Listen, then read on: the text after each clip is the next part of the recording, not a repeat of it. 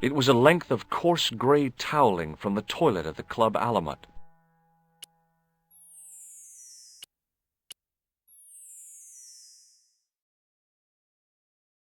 There didn't seem much point in closing the dispenser.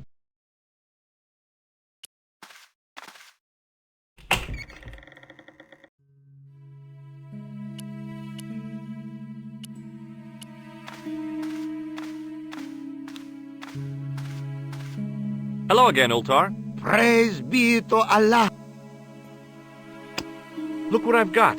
The towel from the toilet. What do you want with towel? Well, I don't know yet, do I? You sure a funny bod. Run around, collect things. See you around, Ultar. May good fortune follow you, mister. Maybe not. Maybe not.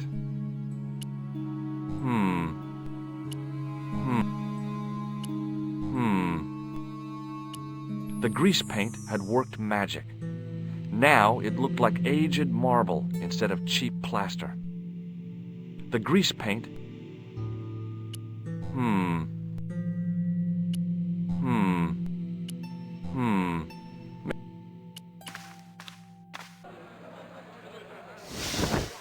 Hello, sir. Lovely carpet. What do you think of this? Lovely carpets. Yes. Does this mean anything to you? Yes, yes. Carpets, yes. Ma'a salama.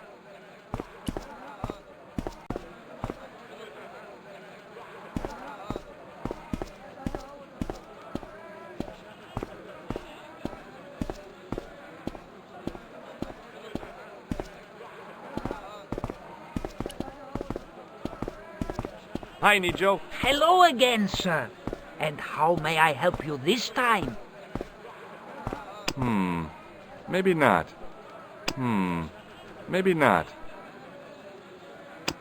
Do you recognize these keys? No. So long, Nijo. Toodle pip, sir.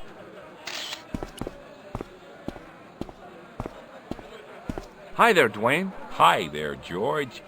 How can I help you, young fella? Here I have a washroom towel. Yes? No, that's it. Here I have a washroom towel.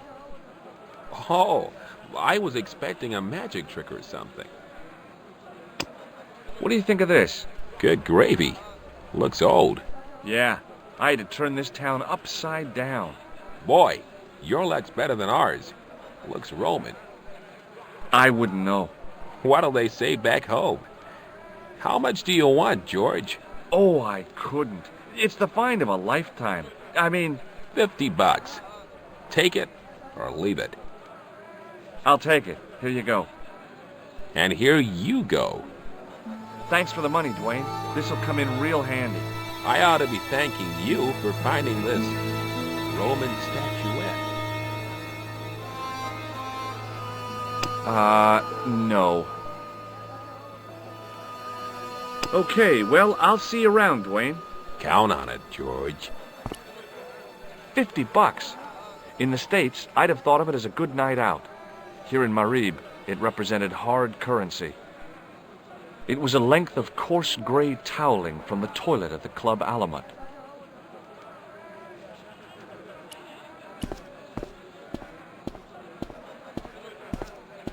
Hello again, Pearl. Why, hello, George. Look, a washroom towel. Oh, George, you poor, poor thing. You've had a touch of the sun. No, I'm fine, really. Here's the money Dwayne gave me for the statuette. Only $50. Oh, I hope you don't feel cheated. No. I just hope you're happy with it. I've got to go now, Pearl. It's been a pleasure, George. Don't be a stranger.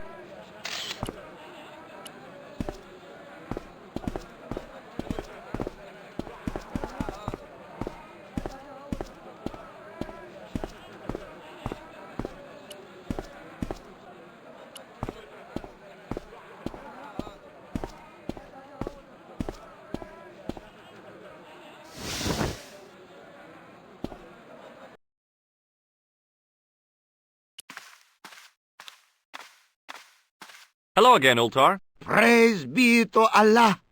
I am blessed with your bountiful presence once more. About Bull's Head Hill. Are you desirous of seeing this most splendid place? Well, maybe. A terrific bargain. Only 50 of your Yankee bucks. 50, huh? Okay, it's a deal. Here's the cash. Ah, most splendid. As you say, the cash price mullah is correct. Mister, we make with haste. Where exactly is your taxi? 'Cause the only vehicle I can see around here is an aging Army surplus truck. Yes? Ah, okay. I'll be along in a minute.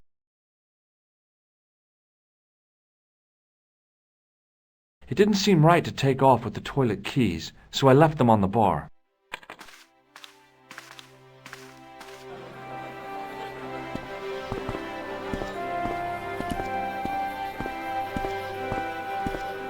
Hi there, Dwayne. Hi there. Okay, well, I'll see you around, Dwayne. Count on it, George. Ultar was standing around at a loose end. I had a feeling that something was wrong. Again.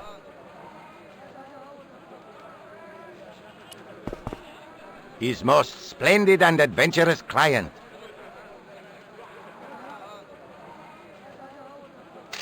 That's your taxi? Oh, yes, most assuredly. Most entirely splendid taxi in all Marib. It looks like an old army truck to me. Bah! You Americans with your checkerboard caps and your Judd Hershes. You have lost sight of what a taxi should truly be. About 4 tons by the look of it. There, you have hit the nail in the nutshell. Okay already, let's go. Regrettably not, most esteemed fair. There is a minor problem of a tiny nature. The fan belt has taken it upon itself to break. So, what are you gonna do? What can I do? I must wait for a ride to the garage for a replacement.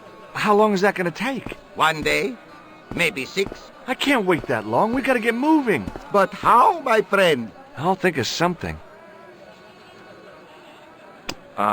That is not a good idea. That is... Is this any use to you? My friend, the very thing, yes!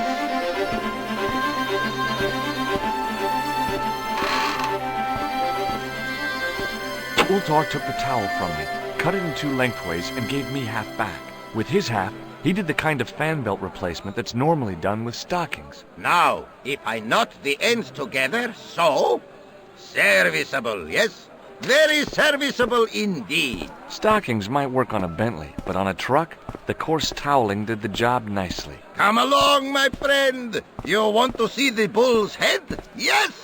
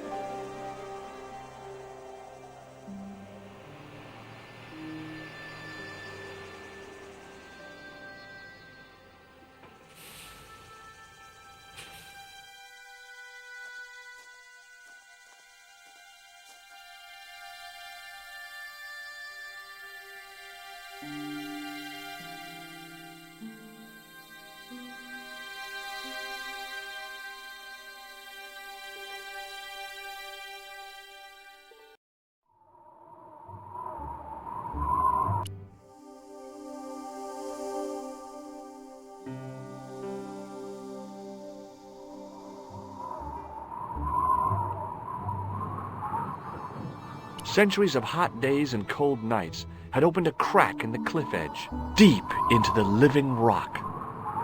A young tree grew at the edge of the drop.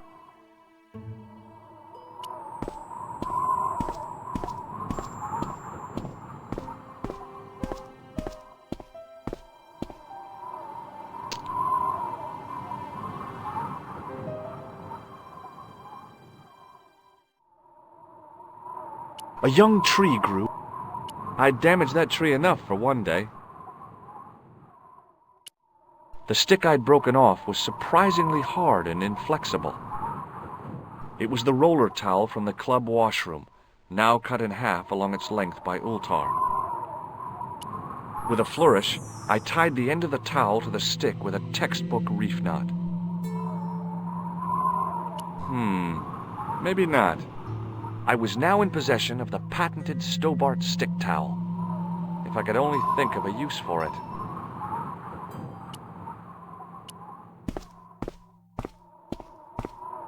I could see that crack would make a good anchor point. I could see that crack would make a...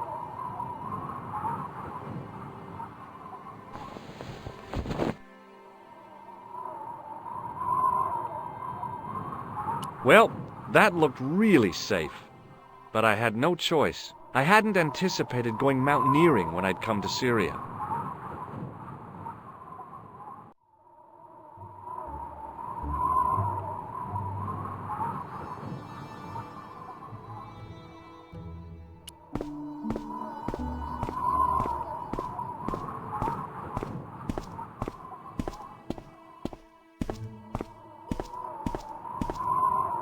Close up, the niche looked somehow artificial.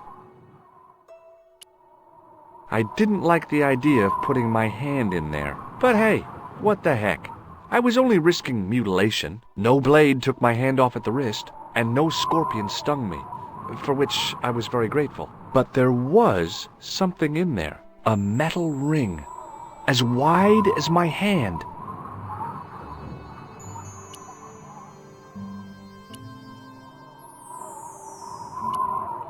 I took a firm hold of the ring and tried not to think of death traps, and pulled. Whoa there! The ring had done the trick all right.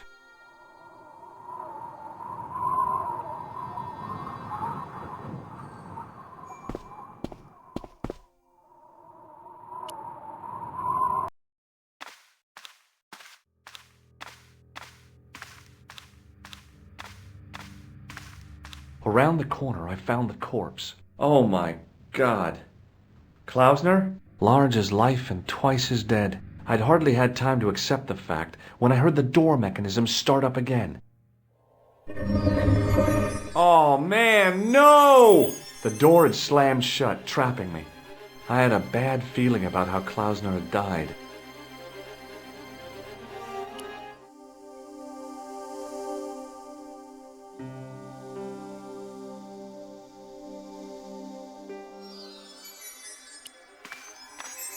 A stone head bearing 3 bearded faces. It was a strange image, but a powerful one, redolent with antiquity and ancient mysteries. I couldn't think of anything to do with the statue, apart from scaring small children with it.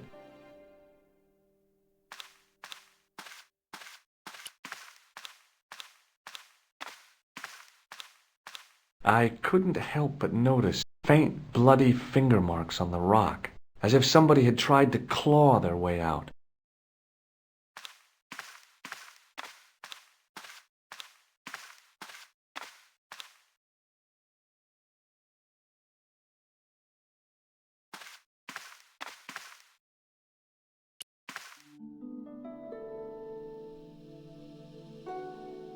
Whatever had been in the bottle had been drunk. Klausner must have died of thirst and dehydration. Bullwhips might be handy for exploring ancient ruins, but they're no use when you're trapped in a cave. Klausner clearly fancied himself as a latter-day Indiana Jones.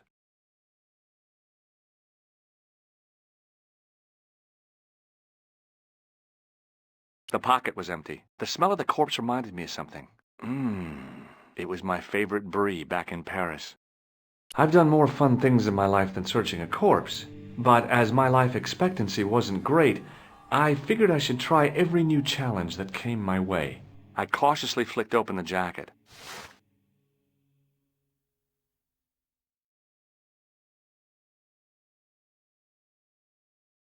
A leather pouch was tucked behind Klausner's body.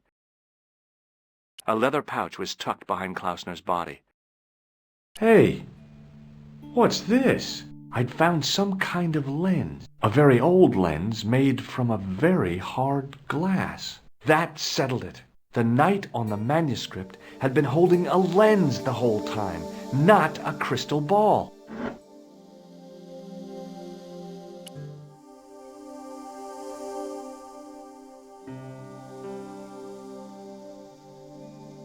There was nothing else in the pouch. So much for whips. They're all show. I couldn't see any marks of violence, apart from his fingertips being scraped raw, and that seemed self-inflicted. Klausner had been pretty smart to get this far, but he was still dead. I searched the corpse. No portable phone, no demolition charges, no 5-course meal. You'd think international conspirators would go around better equipped. I'd searched Klausner. Klausner was dead, all right. I'd searched Klausner once. There was nothing on his body. I'd searched Klausner. I'd searched Klausner.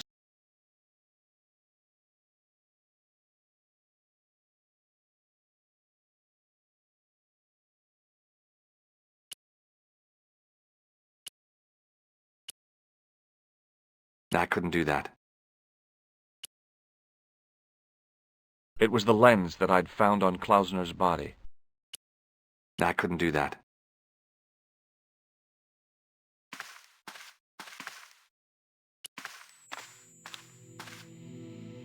I couldn't take the inscription with me. All I could do was stare at it and try to memorize it. In accidenta cita est in ora mundi. Okay, that would have to do. The mouth's opening. It must be Ultar. My God, if he comes in, we'll both be trapped. Ultar! Don't come in! It's a trap! Stay where you are! You! Hello, Mr. Stobart. We meet in the most unusual places. Please, do not make any sudden moves. I have no desire to maim you. Did you say maim? I did. Dead men tell no tales, as you say. And I want to hear everything that you have to tell me. And what if I don't want to talk? Then I shall, most regrettably, have to kill you. Rest assured, however, that I am an excellent shot you would not suffer. Oh, that's good. Believe me, I'm really assured. It is rather dark in here. I think we should conduct our business outside. Why should I make myself an easier target? If I fire at you, Mr. Stobart, I shall hit you even in here. But unfortunately, my marksmanship will suffer. It could be the difference between hitting you in the leg or the groin. Boy, it sure is hot in here. No sudden moves, Mr. Stobart.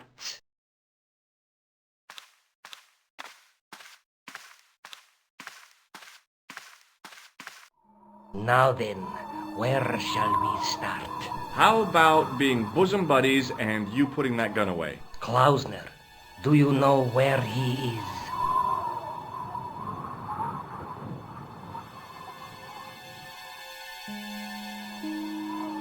Yep, he's dead. Just around the corner of the cave. You want to look? I'll take your word for it. How did he die? Starvation or dehydration by the look of it. He was caught in this trap you were shouting about. Yes, I suspected as much. The Templars were not ones to give away their secrets lightly. Was he carrying anything of importance?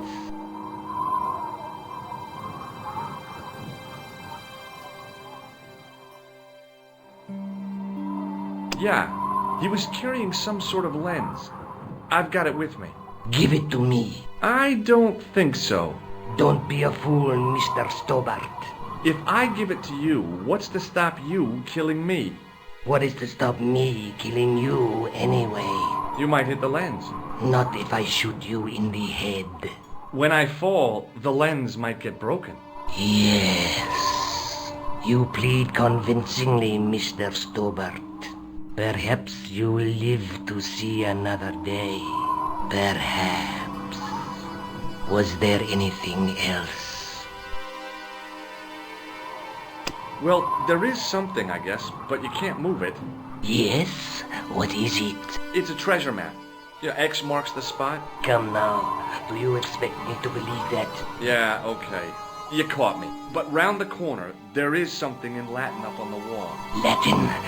Do you remember it, Mr. Stobart? In accidenta cita est, in ora mundi. Ah, the words of Caesar. Yes, that makes sense. Well, I know that roughly it means to the west, to the edge of the world. But what the heck is that about? It tells me where the sword of Baphomet lies. Mr. Stobart, I am sure that you are just what you appear to be. A gifted amateur. Thanks, I think. But I can no longer tolerate your interference. There is far more at stake than you realize. So what are you gonna do? I regret that we must end this here and now. Your only choice now is whether you die like a man or like a dog. Okay, you're the boss. I'll take my medicine. You are an honorable man, Mr. Stobart, a rare breed. I should like to shake your hand. Yeah. Well, what the heck?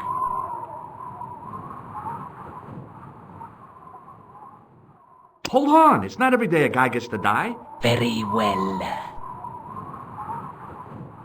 Don't I get a last meal? I needed a plan, but was desperately running out of time.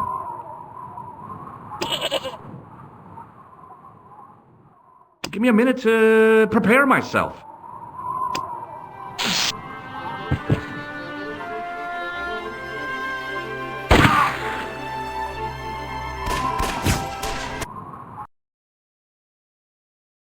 Luckily, the canopy on Ultar's truck broke my fall. Thank goodness for that. The worst part of the experience was Ultar's driving. What about the lens?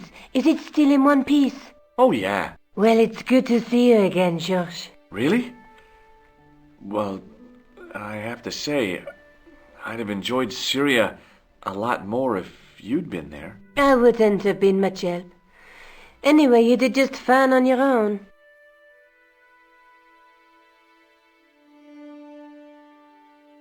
I brought you a present from Syria. Oh, George, you shouldn't have bothered. What is it? This. A necklace. It's rather heavy. Ethnic craftsmanship at its most rustic. Oh, of course, I love it. You do? It will always remind me of you. Have you any idea what this lens might be used for? As a magnifying glass, obviously. Let's take another look at the manuscript. Look there. There's a but the and the through there's a between them.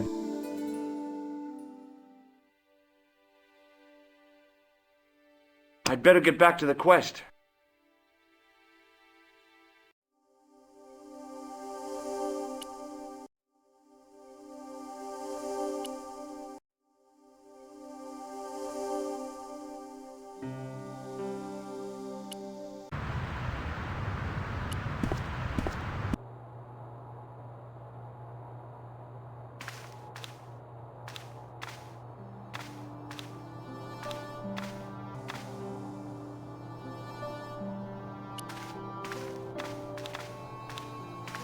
Hi, Andre.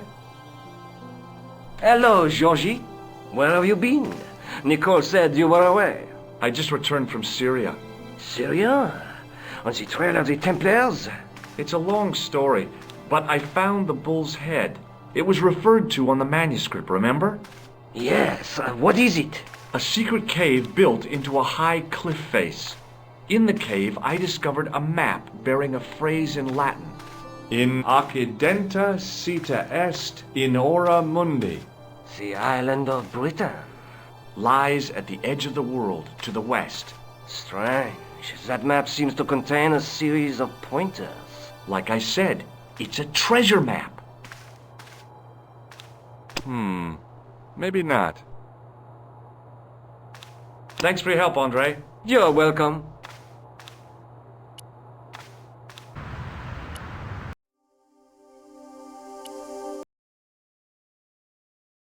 Hello, George. I'd better get back to the quest.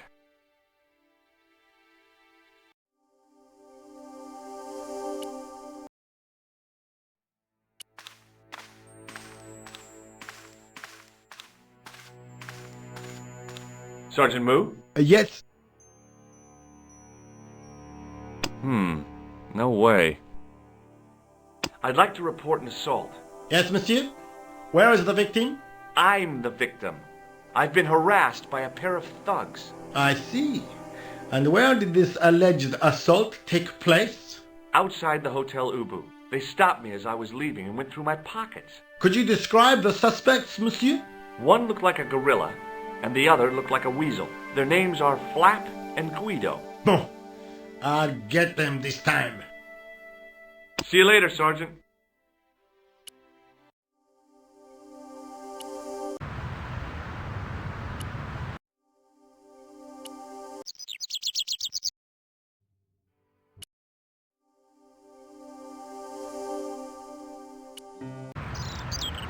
I think he suspected me of being the mysterious Sewer Jacques. And the last thing I needed at the moment was to be arrested for crimes against public sanitation.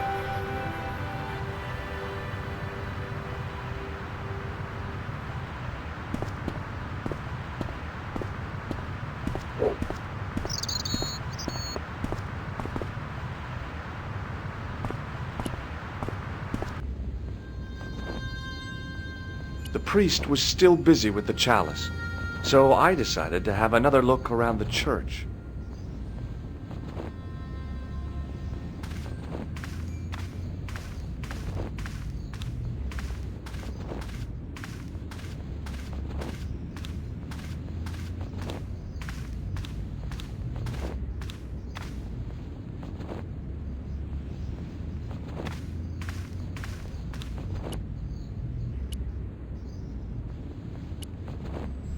The lens fitted into the end of the scroll like a hand into a glove. Per disciplinum meum lux videbus. Hey!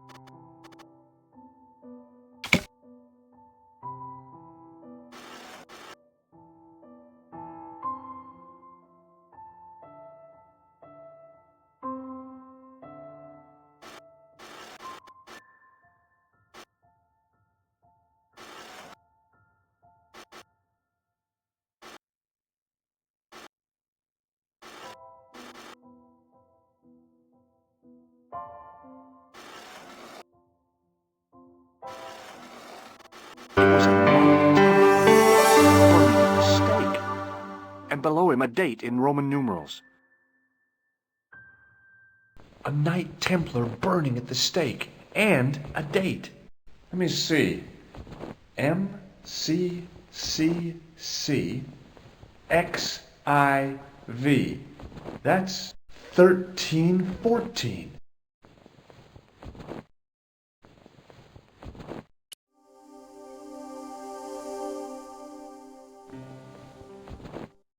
Per disciplinum meum lux videbus. A Knight Templar burning at the stake, and a date. Let me see. MCCCXIV. That's 1314. On the end of the staff was some kind of disc with a cross on it. Around the base of the disc was a hairline crack.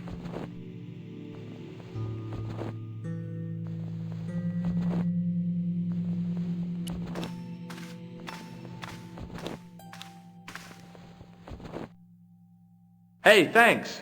It is my pleasure, monsieur. What was the writing on the chalice? It was not writing, my mistake. It was a coat of arms. The remarkable thing is that it seems very familiar. Yeah? Oui, I think I have seen it on that wall tomb in the far corner.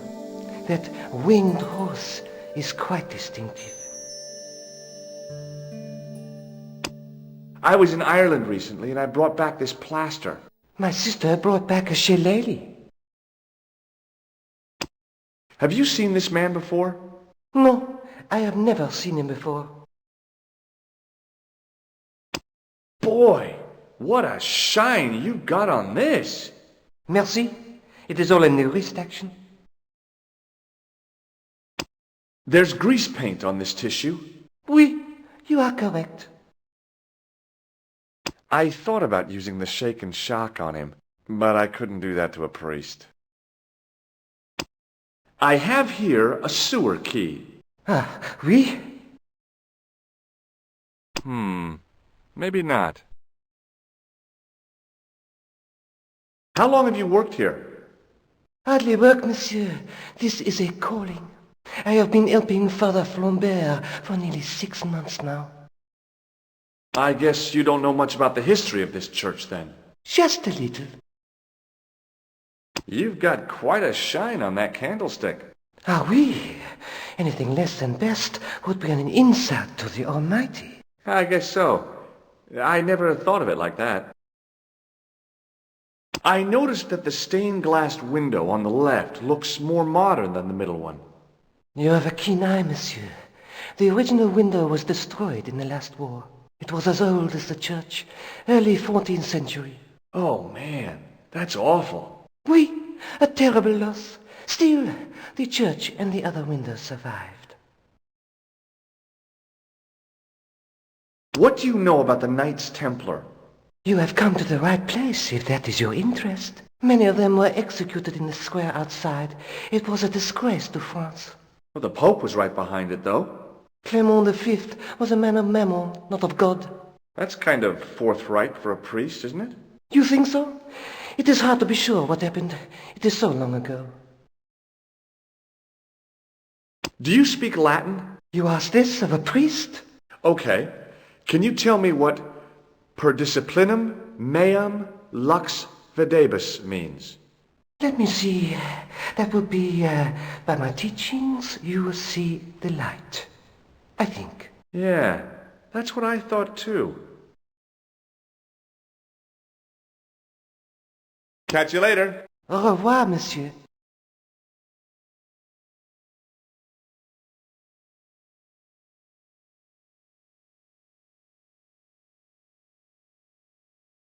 A priest stood by the pews, energetically polishing something. Hello again, Father. Bonjour, monsieur. How pleasant to speak to you again. Is the right-hand window original? Oui, monsieur. Catch you later. Au revoir, monsieur.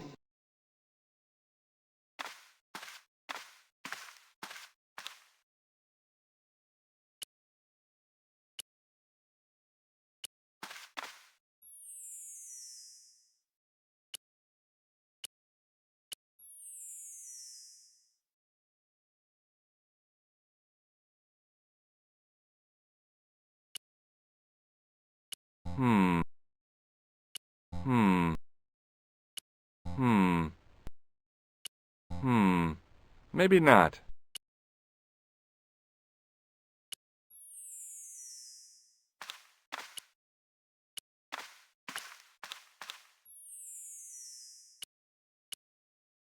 A stone knight lay at... I wondered if...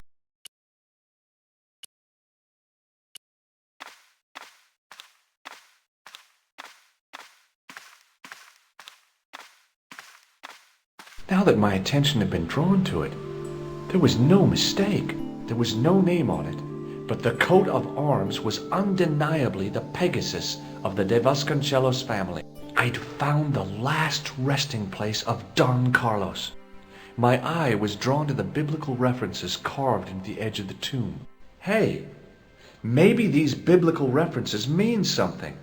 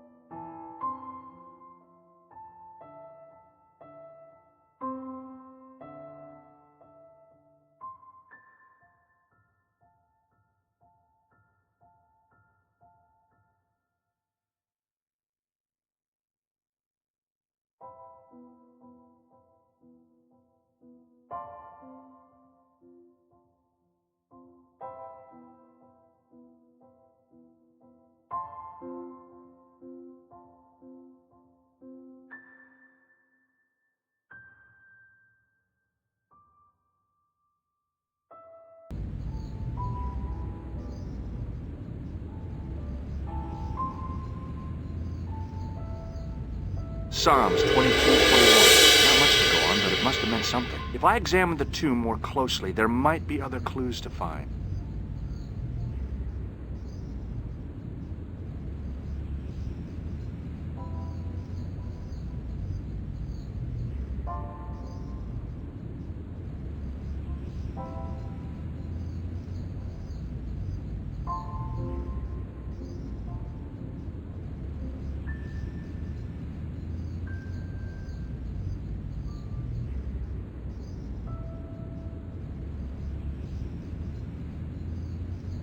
John 4:11.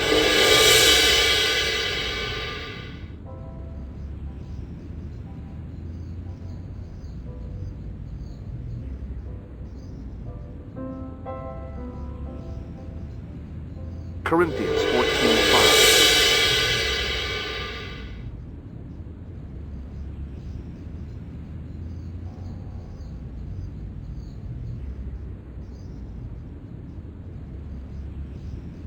Psalms 32:7. The numbers referred to a chapter and a verse in the Bible. There were no more references to find. But a series of Roman numerals ran around the plaque. I made a note in case they meant something. Psalms 32:7. John 4:11. Corinthians 1:4-5. And just one more. Psalms 22:21. I may not be perfect, but I've got a memory like a steel trap. The chalice had led me to these inscriptions, but it looked like a happy coincidence to me. After all, the de Vasconcellos arms were already on the manuscript. Nope, I was still convinced that the chalice had some significance all of its own.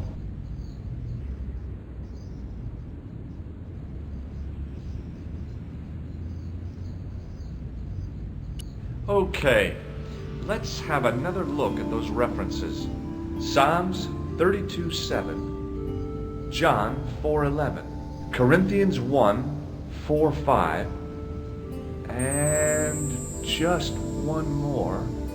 Psalms 22:21. The chalice had led me to these inscriptions, but it looked like a happy coincidence to me. I was still convinced that the chalice had some significance all of its own.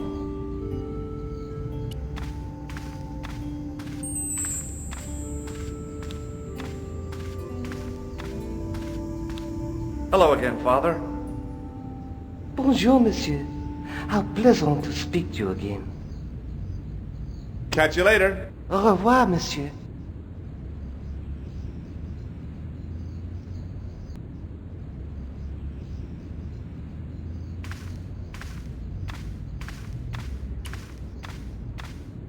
On the end of the staff,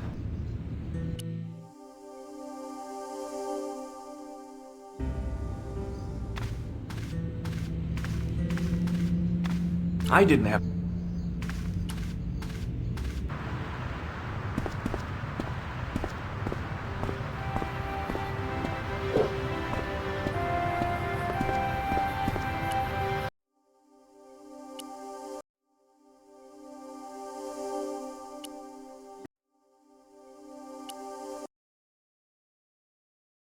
I solved another puzzle.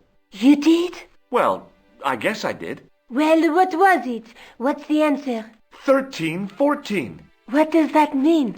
It was the date when Jacques de Molay was burned, wasn't it? Of course. The answer was hidden in a stained glass window. When I looked through the lens, the picture changed. It became a man surrounded by flames. It seems to me the answers to the Templar puzzles are as cryptic as the clues. Sometimes I wonder if the manuscript isn't an elaborate joke. The Knights Templar weren't the kind of people to play jokes, were they?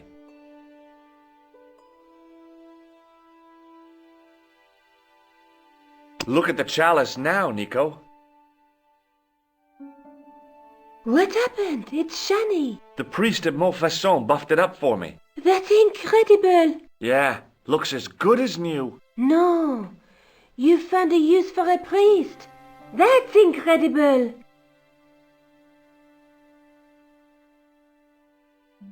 I'd better get back to the quest.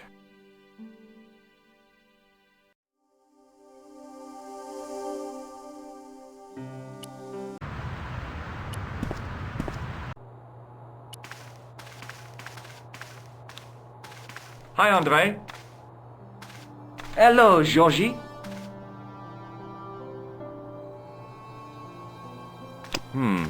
No way. While I was in Syria, I discovered a strange pagan statue. It was like a head with 3 bearded faces. Horrible. That sounds as if it could be Baphomet, the idol described by the Templars. The poor Knights of Christ had an idol that looked like that? Allegedly. The description of the idol came from the evidence extracted by the Inquisition. Mind you, not one statue or idol was ever found on Templar property. Until now, that is. Just last month, a statue of Baphomet was unearthed right here in Paris. Where? At the Institut Hermétique de Nerval. The statue is beneath the foundations. It was discovered by some workmen while renovating the building. Can you tell me any more about the statue of Baphomet? It's a fearful image, even now. A bearded head. The base of the statue is carved with Templar symbols. One of the workmen noticed a curious stain at the base. He claimed it looked like blood. Blood? That's right.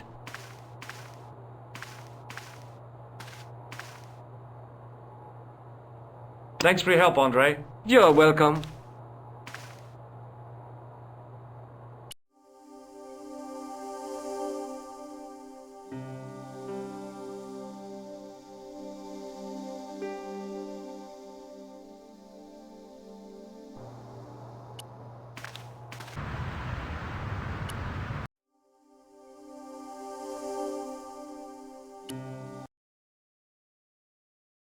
Hello, George.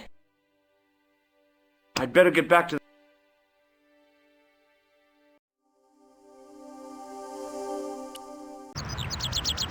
The painter didn't seem to regard the painting as too important. Not as important as a cigarette break, anyway. There was a dumpster full of debris. From the excavation, I guessed.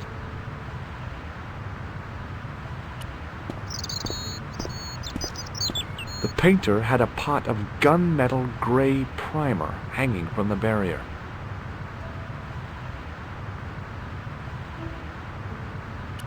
Oh, darn. I left my grappling hook at home. No way could I get up there.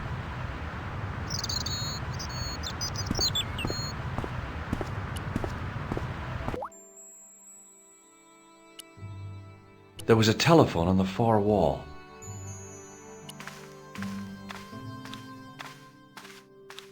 A thermostat was mounted over a radiator. The radiator was pumping out heat as the thermostat was cranked right over to full. No wonder it was warm in here, even with the door open to the chill of fall. The doorway was full of assorted old tea chests, cardboard boxes, and so on, all empty and all uninteresting. The doorway led to an old utility closet that had lost its door. There was nothing interesting in there. I couldn't see any use for a collection of dirt and half bricks.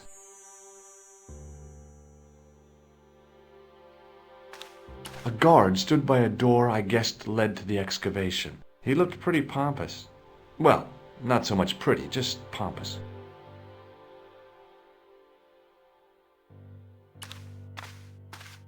I couldn't imagine what I'd achieved by turning the dial. I couldn't get to the door while the guard was there. Hi? Excuse me? Oui? So, what exactly are you doing here? I'm guarding. You expect to find me shearing sheep? Take it easy. I just didn't realize you were a guard.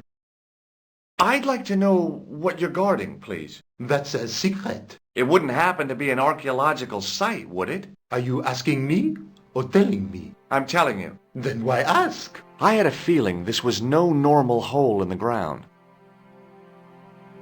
It sure is hot in here. I have to have the door open to allow the workmen access, so why not? I turn the heat up. You could wrap up warm. I have my gloves if it gets cold, but why bother when it's warm anyway?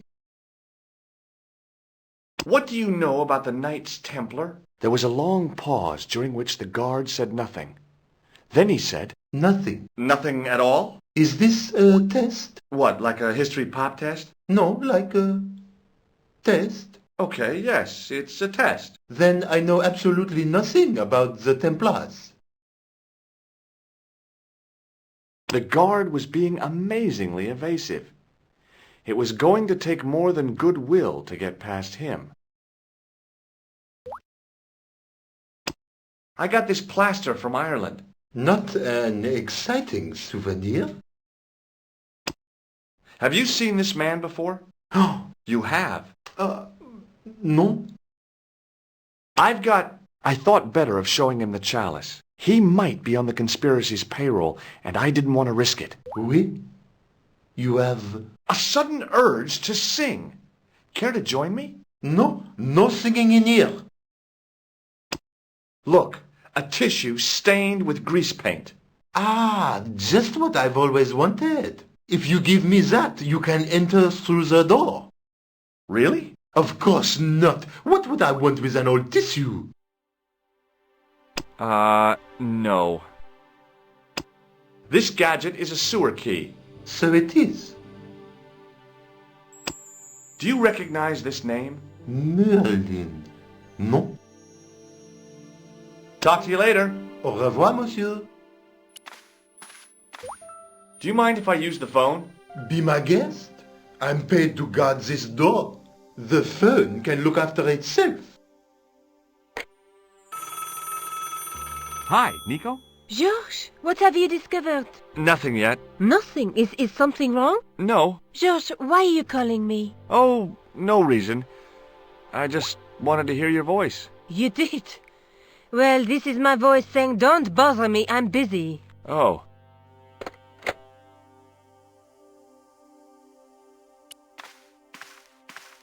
There was a closed door with toilet scratched into the cheap veneer. That door's locked, monsieur.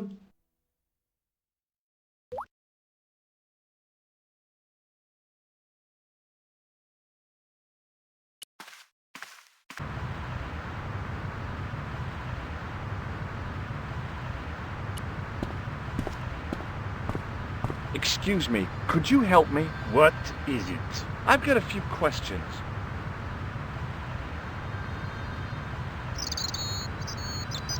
You're doing a fine job. Merci. I have my professional pride. I don't think I've ever seen a Gauloise smoked so stylishly. It's a natural talent. I'm being sarcastic. I'm being indifferent. You're very good at that as well. Merci. Vive l'indifférence. What does the word Templar suggest to you? Templar? Nothing. Nothing. I have some plaster of Paris. Amazing.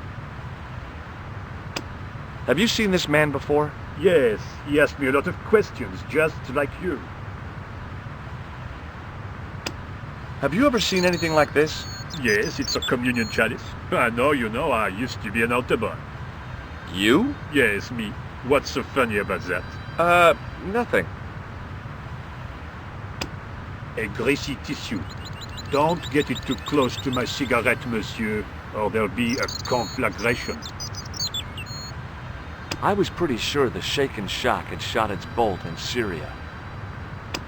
I've got a sewer key. I used to work in the sewer. Oh? What happened? I had a cigarette break in a pocket of methane. A manhole cover landed on the other side of the Seine and I was sacked. Has a guy calling himself Merlin been nosing around? Was he wearing a t-shirt with "My name is Merlin" on it? I doubt it. Then how the hell am I supposed to know his name just by looking at him? Huh? So, what are you doing here? I am having my break.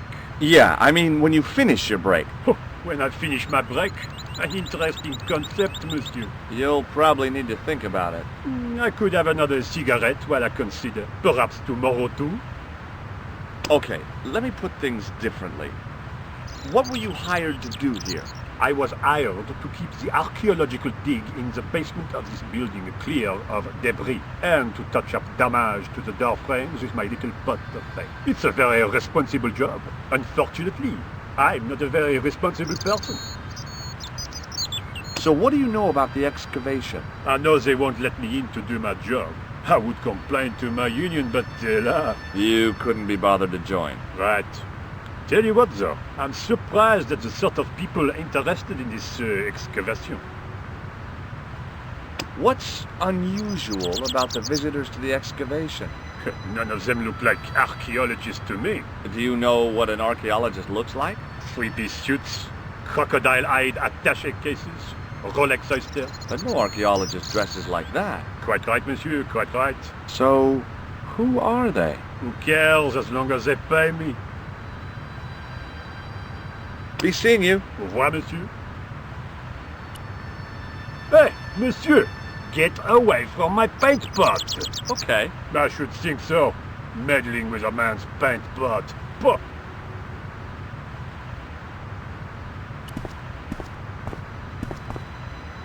Hey, you!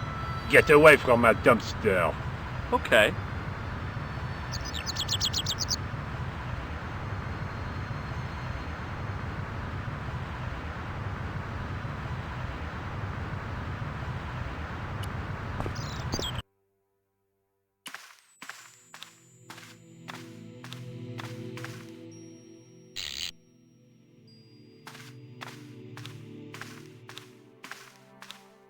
I turned the heating off.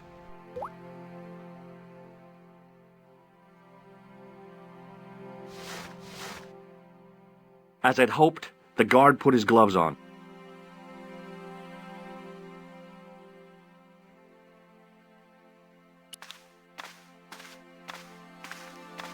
Hi again. What is it? I'd like to use the washroom, but the door's locked. Oh, that's no problem. You can have the key. Thanks.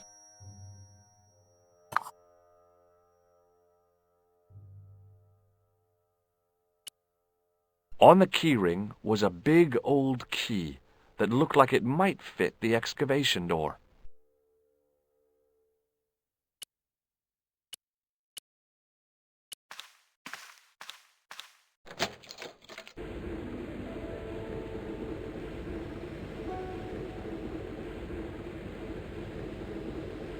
I didn't want any coal. On the wall was an automatic hand dryer. I wasn't about to wash my hands in this place, so I didn't need to dry them. Oh boy! Dirty soap! How do they do that?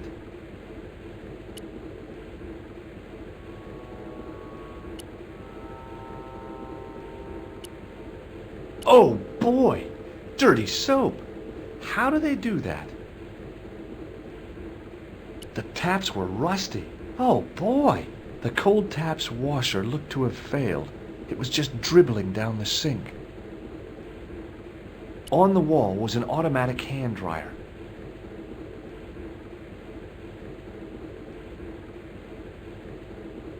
On the wall.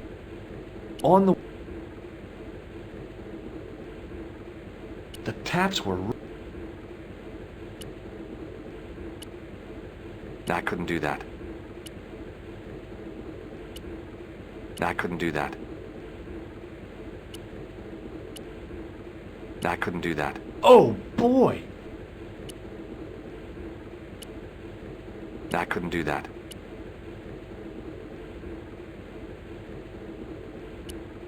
I couldn't do... I couldn't do that. Oh!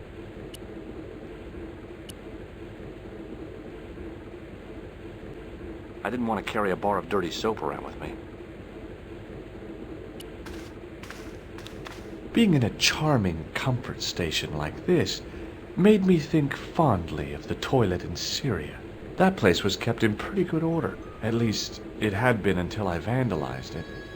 Still, it was all for a good cause.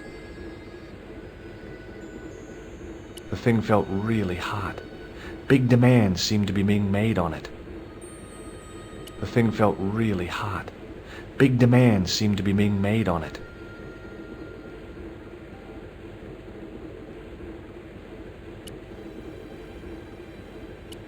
I didn't want any coal.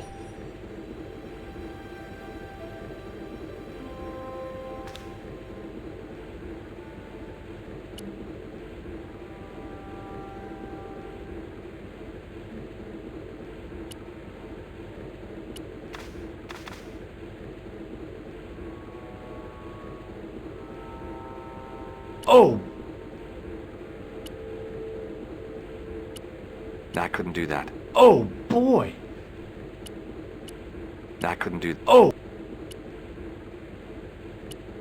I couldn't do that. Oh! I could... Oh! The taps were rusty. Oh, boy! Oh!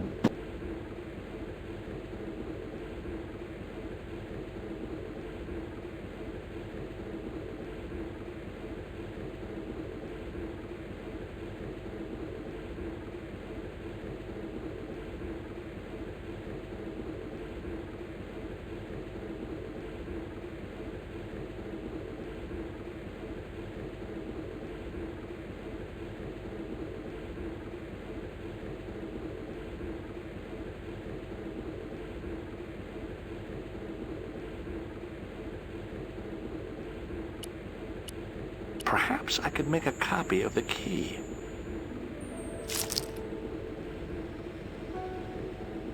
The key had made a clear imprint in the soap. The bar of soap had the imprint of a key in it.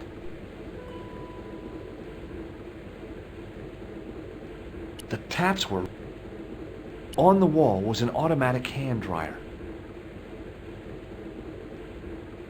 The bar of soap had the imprint of a key in it. I couldn't do that. The bar of soap... I knew keeping that plaster was a good idea.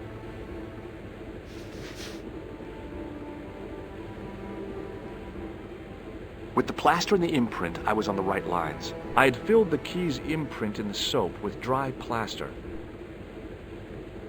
You can't make a cast without wetting the plaster.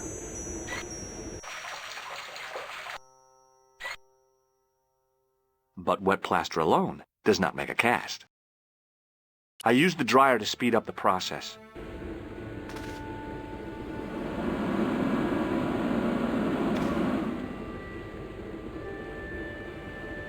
Well, it had taken a while, but I had made myself a completely unconvincing plaster key, way too fragile to use in a lock.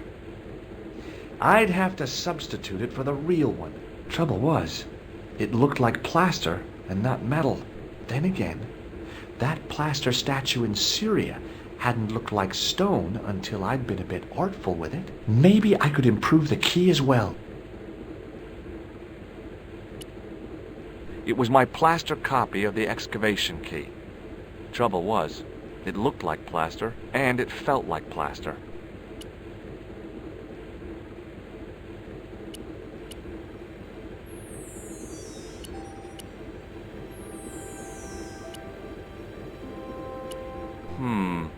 Maybe not.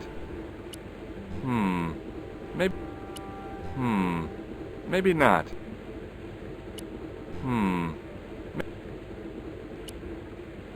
I didn't need to use the soap again.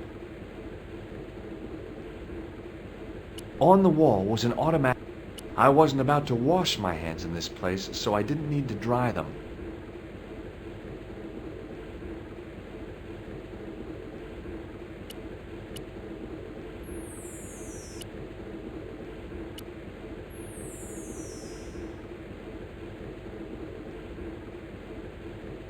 The thing felt real.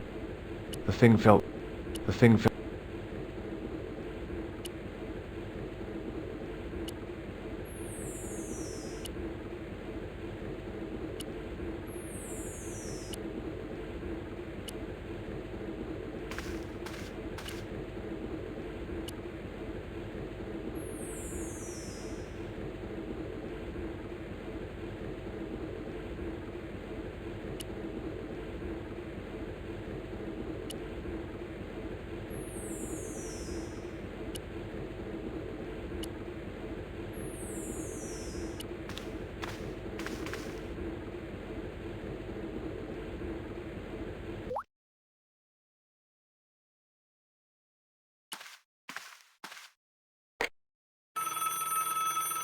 Hello, Nico. It's me. What do you want? Some ideas. You're the man on the spot, George. I can't hold your hand all of the time. Au revoir. Hey, monsieur, don't go with my keys.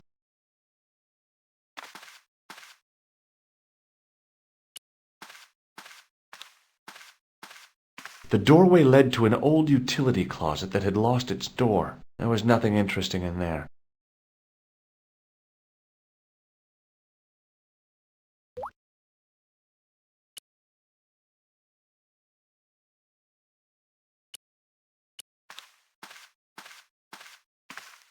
Hi again. What is it? No. Here's the keys. Thanks. Merci, monsieur.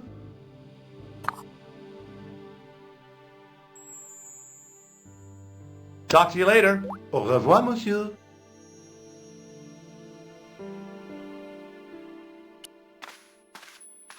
I'd turned the thermostat all the way down. It was getting pretty chilly.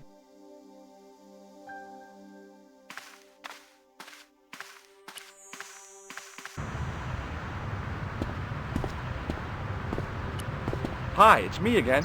What now? I made this key out of plaster. Outstanding! How clever! How pointless. Be seeing you. Au revoir, monsieur. Hey, monsieur! Get away from my paint pot! Okay. I should think so. Meddling with a man's paint pot. Pah!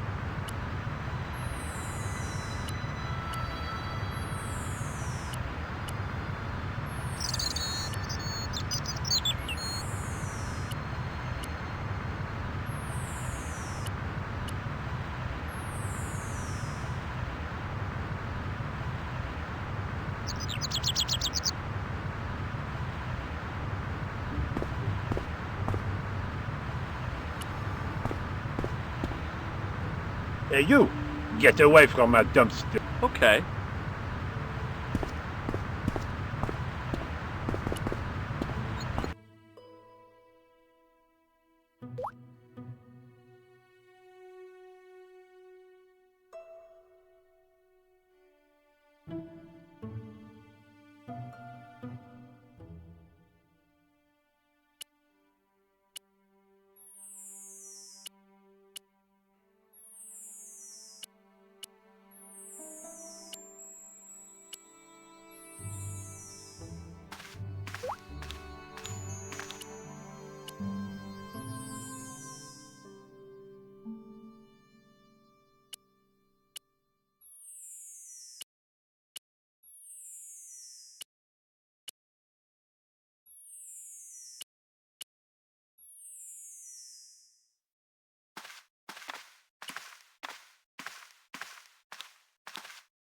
The door was locked.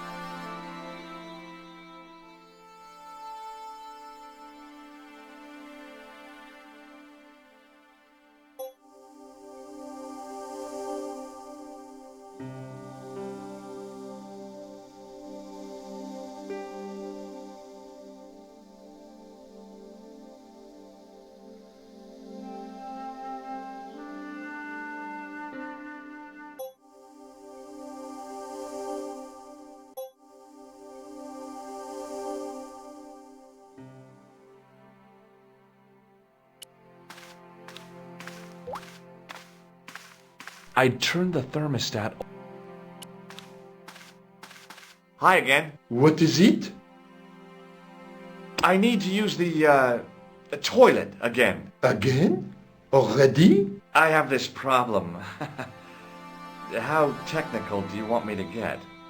Never mind. Here's the key.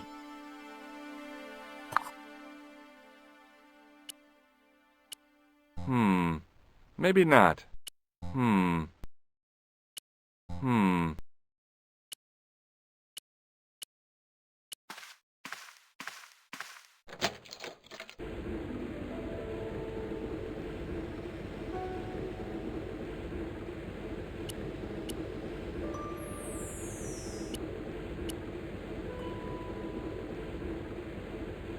I didn't need to use the soap again.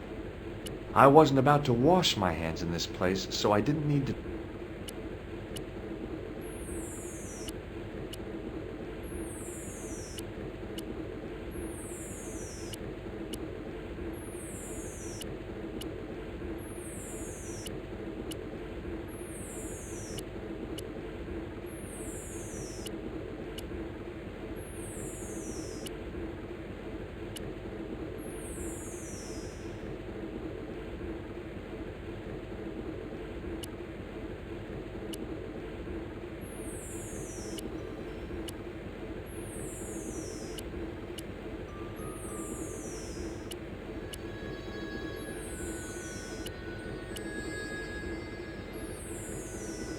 I didn't want any coal.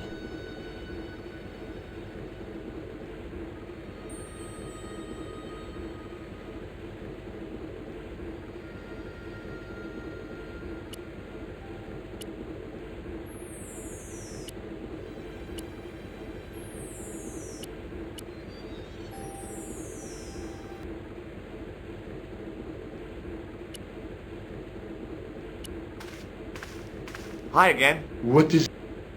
Here's the keys. Merci. Talk to you later. Au revoir.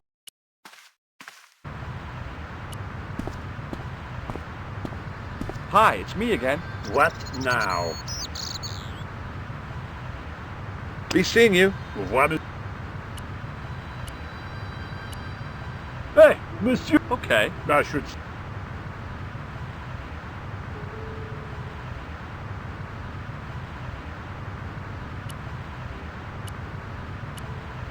Hey, Okay. I should think so. Hey, Okay. I should... Hey, Okay. I should... Hey, Okay. I should... Hey, Okay. I should... Hey, Okay. I should... Hey, Okay. I should...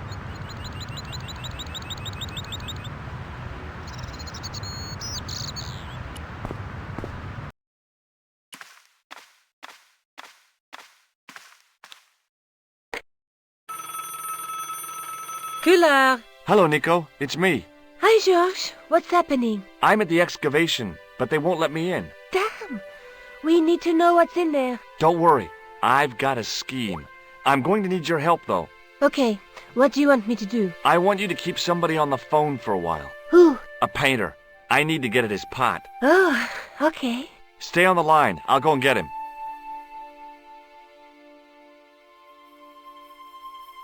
I knew she'd lose her patience if I didn't get the painter soon.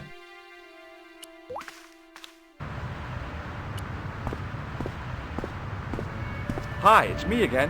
What now? You've got a phone call. For me? Are you certain? It's a woman.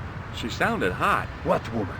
She must be mistaken, monsieur. Well, she asked for that hunk of a man with the nicotine fingers and his ass hanging out of his pants. Certainly sounds like me. Stand back. It wouldn't do to keep the lady from her hunk.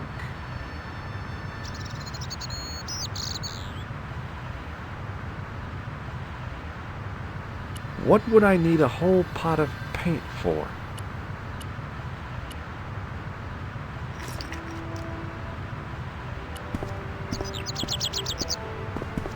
A well-used wheelbarrow was sitting by the rubble-filled dumpster.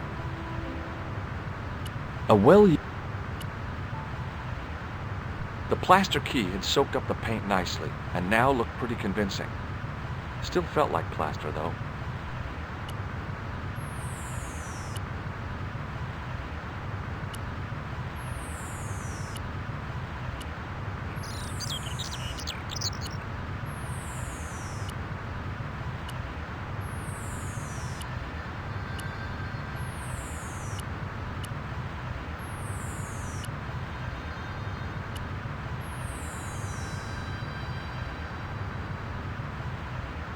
A well-used wheelbarrow was sitting by the rubble-filled dumpster.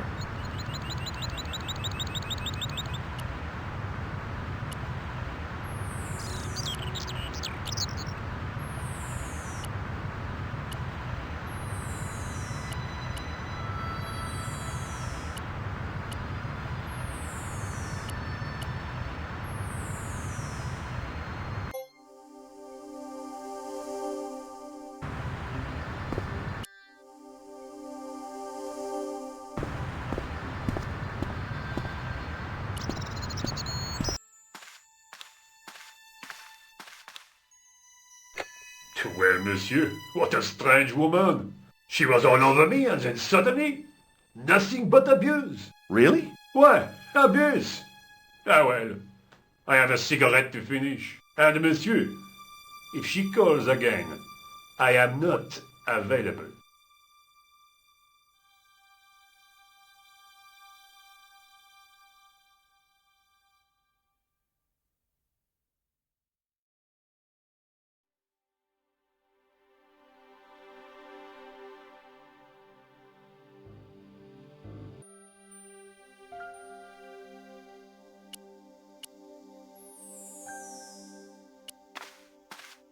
I'd turned the thermostat all the way down. It was getting pretty chilly.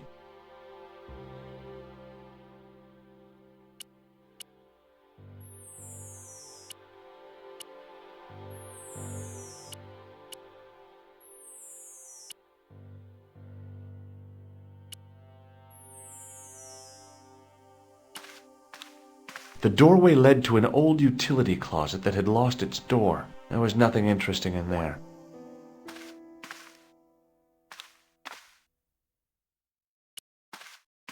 Hi again. What is it? No way. Talk to you later. Au revoir, monsieur. I couldn't get to the door. I figured I'd best not bother Nico again until I'd got a good reason.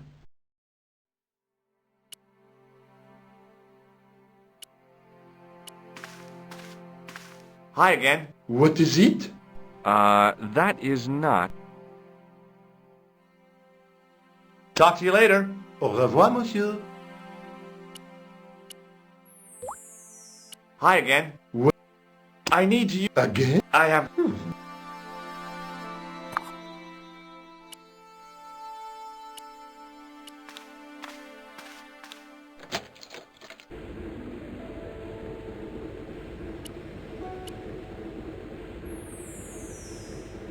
I wasn't about to wash my head.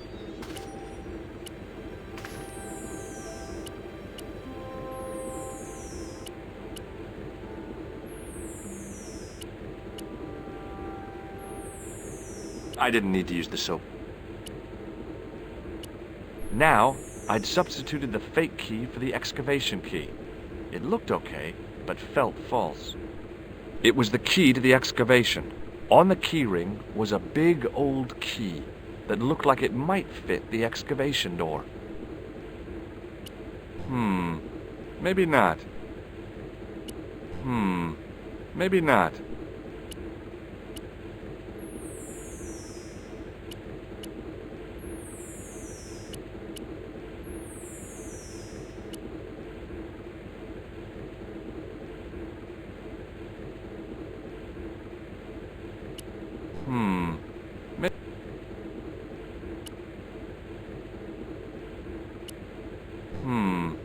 Maybe not.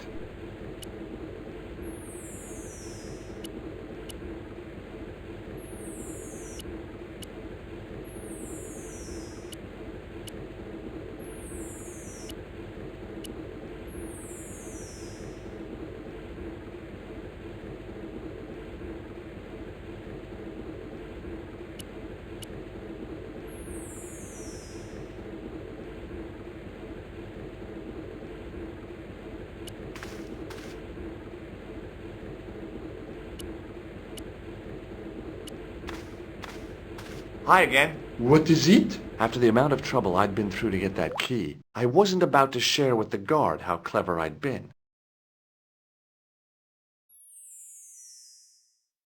I held my breath and hoped that he wouldn't notice the substitution. Here's the keys. Thanks. Merci, monsieur.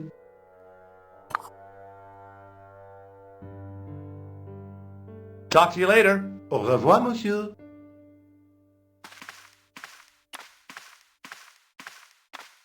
I'd turned the thermostat all the way down.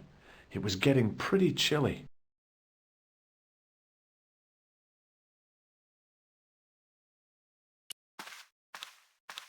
Hi again. What is it? Talk to you later. Au revoir, monsieur. Hi again. What is it? Talk to you later. Au revoir, monsieur.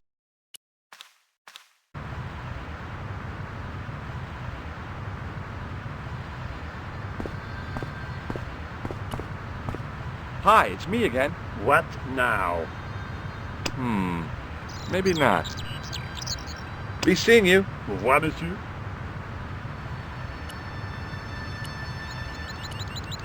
Hey, monsieur!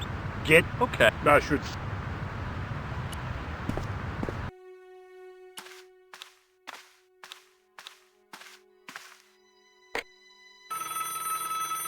Hi, Nico. It's me again. I'd guessed. What do you want this time? What did you say to the painter? I shan't repeat it, George. Look, I need to get the guard out of the way.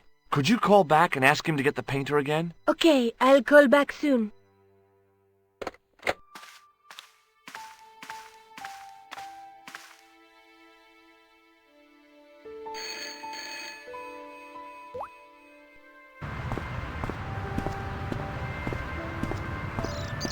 This looked like a good place to watch things develop.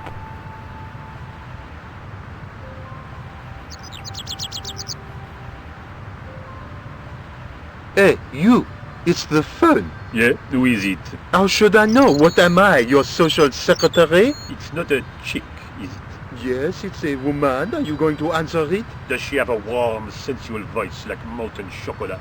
Yes, she has a really sexy voice. Now get a move on. I'm not talking to her. I can see that. You're wasting time talking to me. No, you don't understand. I refuse to talk to her. You refuse. You refuse. I'm wasting valuable time. Don't make me laugh.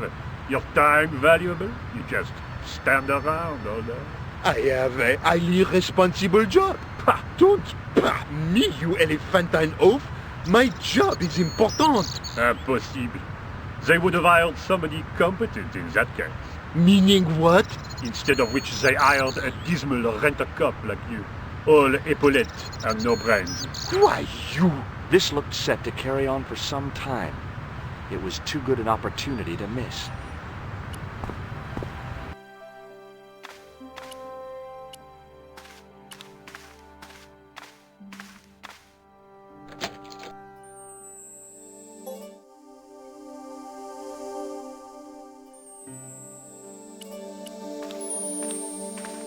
I couldn't see anything useful to do with the planks.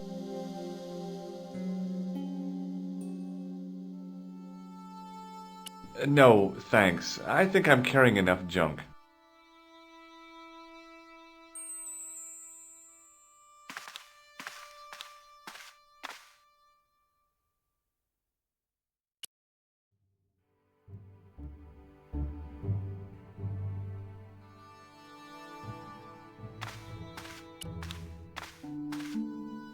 Close up, the pattern didn't make any sort of sense. It fanned out around an axis point, a kind of focus to one side. There was no doubt about it. It was the same sort of idol I'd seen in Syria, Baphomet. The Templars had certainly been through here.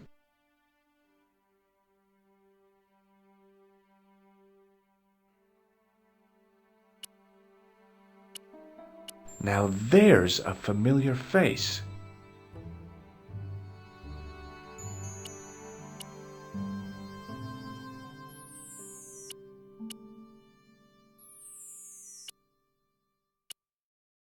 Now there's a familiar face.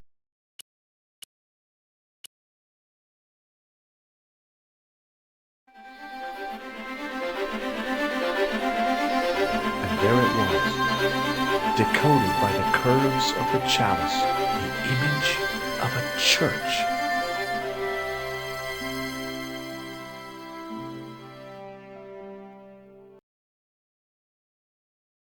I found out what the chalice was for. You've solved the puzzle? Yeah, there was a distorted picture at the Baphomet site. When I viewed it in the polished surface of the chalice, it changed. What did it show? A picture of a church with a square tower.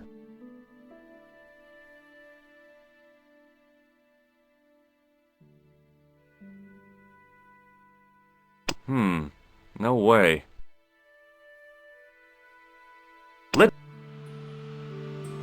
Look there. Look. There's but. I guess I'd better return the chalice to the Countess. Hurry back, Georges.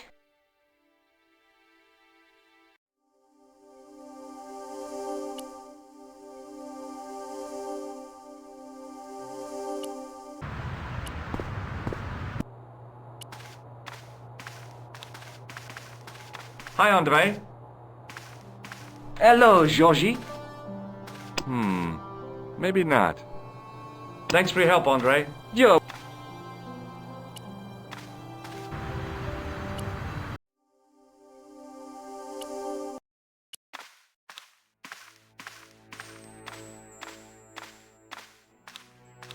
Sergeant Moo? Yes. That is... See you later.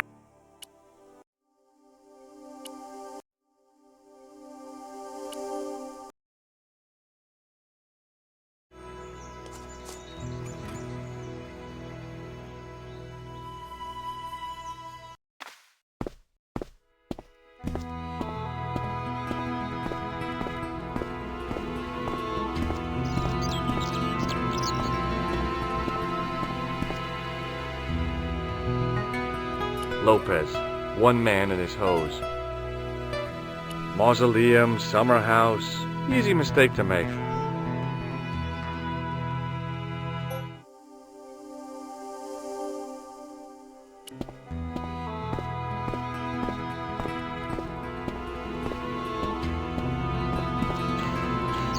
Hi there, Lopez. How's tricks? Senor Stobart, how pleasant to see you. You are well. Fine, thanks. Is the Countess in? She is waiting for you. I will show you up. It's okay, I know the way. Senor Stobart, I feel I owe you an apology. No, you don't. I was impolite on our first meeting. Look, Lopez, just forget about it. I came on like a snake oil merchant. I wouldn't have trusted me in your shoes. You do not understand. Finding the chalice has given my lady a new lease of life. It's a marvel. She smiles, she laughs. The tradesmen are saying that she is on Prozac. That is not a good idea. What's the story behind the chalice vanishing? When the Inquisition raided, in the absence of Don Carlos, it was believed that they had taken it. Naturally, they denied the charge as they denied taking the children. And naturally, nobody believed them. But they were telling the truth. The chalice was hidden from them. You don't suppose they were telling the truth about the children as well, do you? Madre de Dios! I had not thought of that. But then what happened to them? I don't know. If the Inquisition didn't take them, then who did? You must speak to my lady of these. Count on it. So the Countess feels that the curse is lifted. I would not put it so strongly. Your discovery of the chalice was proof that the Templars never abandoned the de Vasconcelos. It counts for a great deal with my lady. No.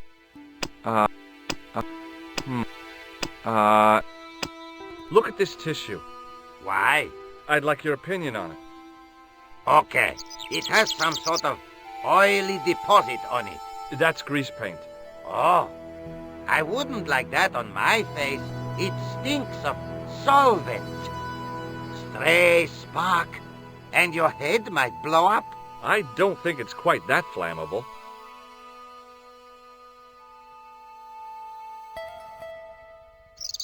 Catch you later, Lopez. Adios, Senor Stobart.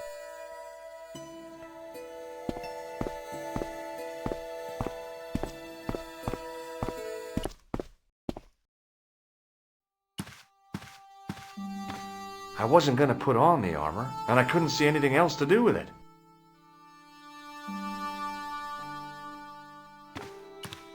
I love suits of armor. Who doesn't?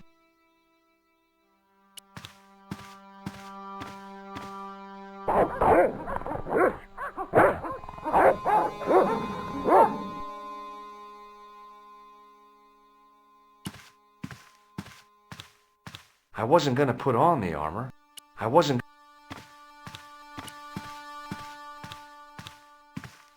It was just a little utility room with no exit, unless you counted the window, and I didn't.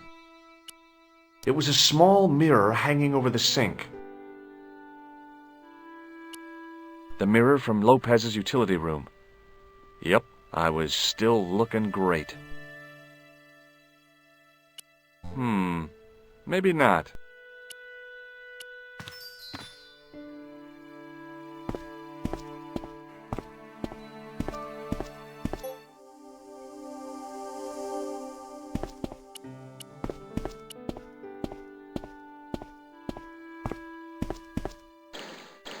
Hi, Lopez. Got a minute? Certainly, senor. How can I help you? I borrowed your mirror. I hope you don't mind. No, senor. If you think it will be of help. Catch you later, Lopez. Adios.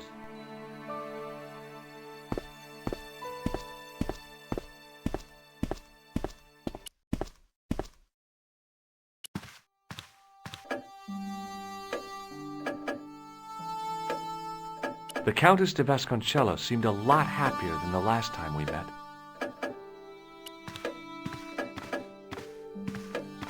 Senor Stobart, what a pleasure. Please, sit down. Hi, Countess. The pleasure's all mine. I've brought back your chalice. Why? You've had it cleaned.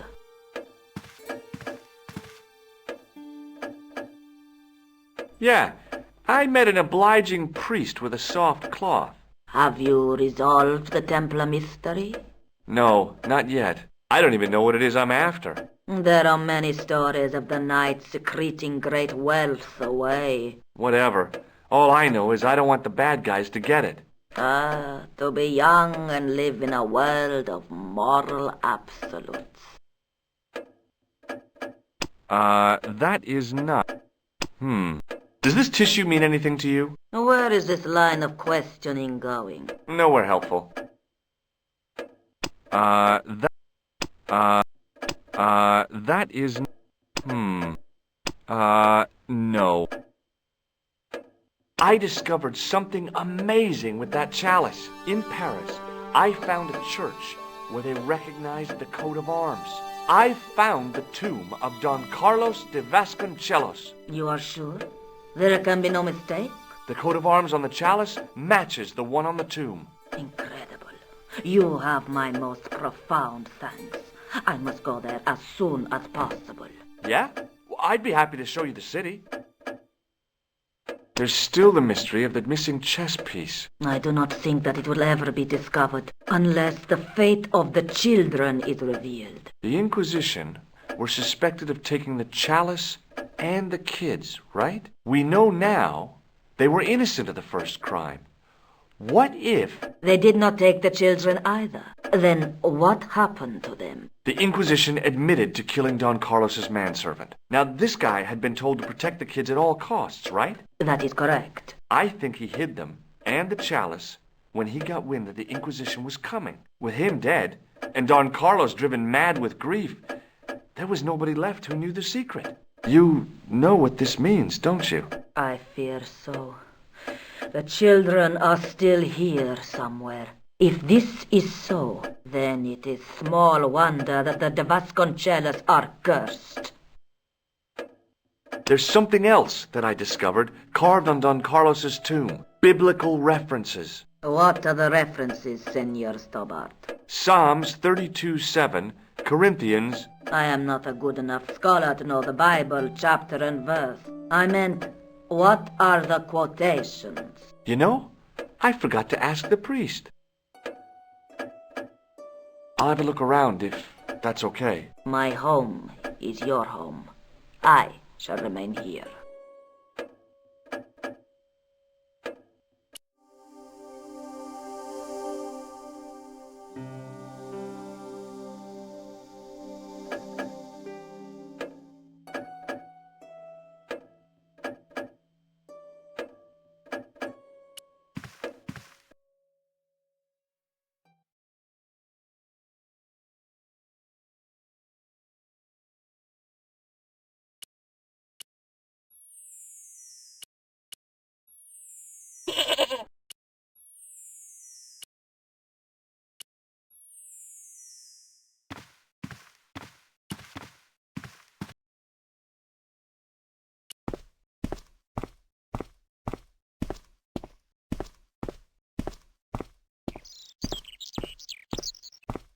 I didn't like the idea of carrying 30 yards of hose around me, so I left it alone.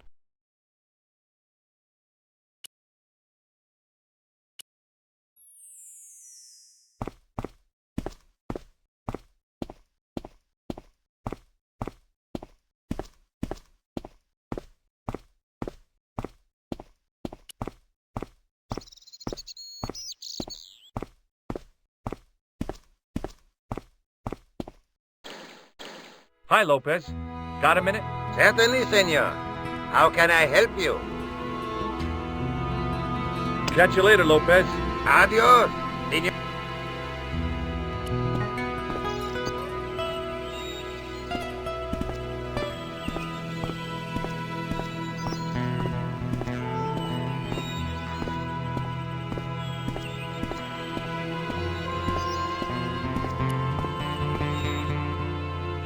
George Stobart, grave robber. No, I don't think so.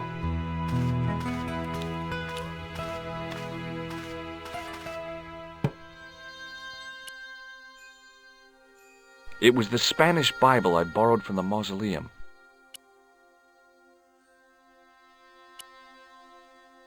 Now that it had given up its secret, the glass squares in the lectern were just decorative again. It was too delicate to move. Now what? There was nothing to snuff. Feeling like an idiot, I put it down again.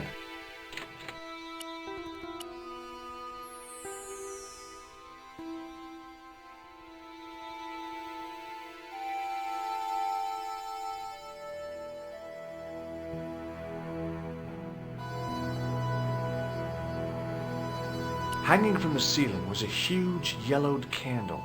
It looked really old and had never been lit.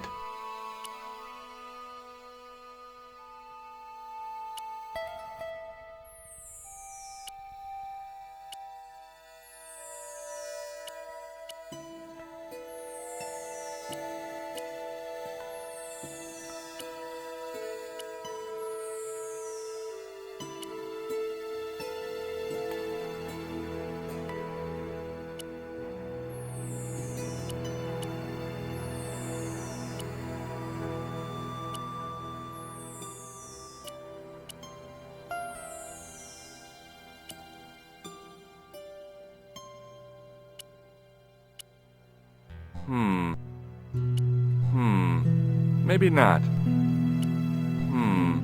Maybe. Now what? Feeling.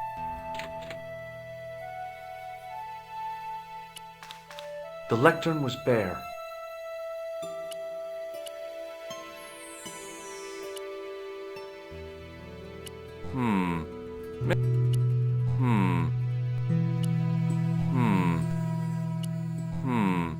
Maybe not.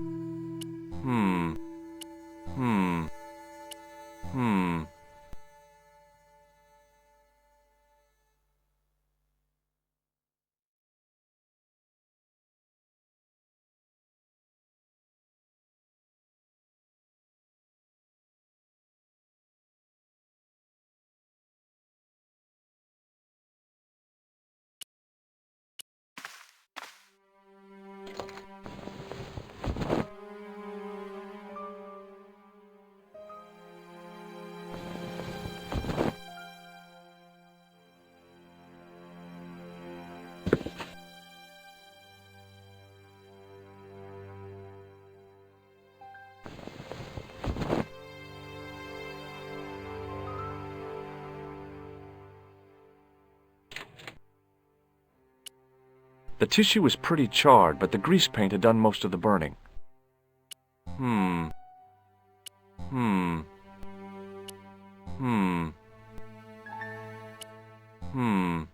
Maybe not.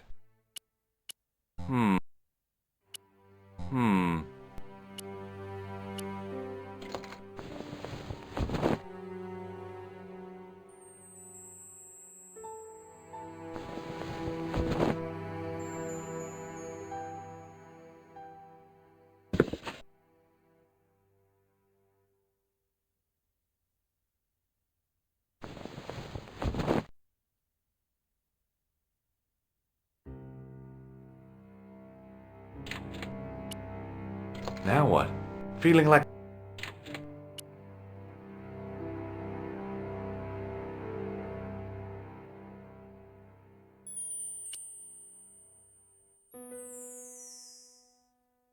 High up in the dome were windows. I guess they might open them to make it less stuffy in there.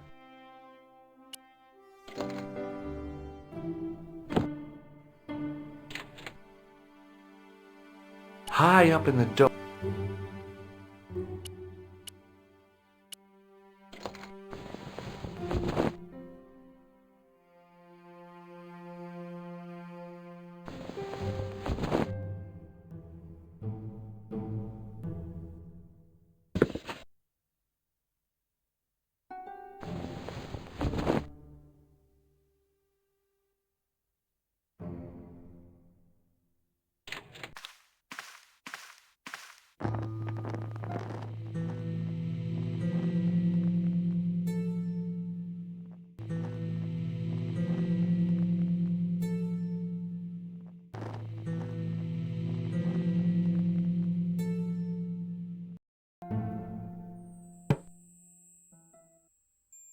The candle had burnt brilliantly, but only for a couple of minutes. Some kind of special formulation, I guess. And had yielded up this. A complex shape expertly cut in stone. I figured it was some kind of key.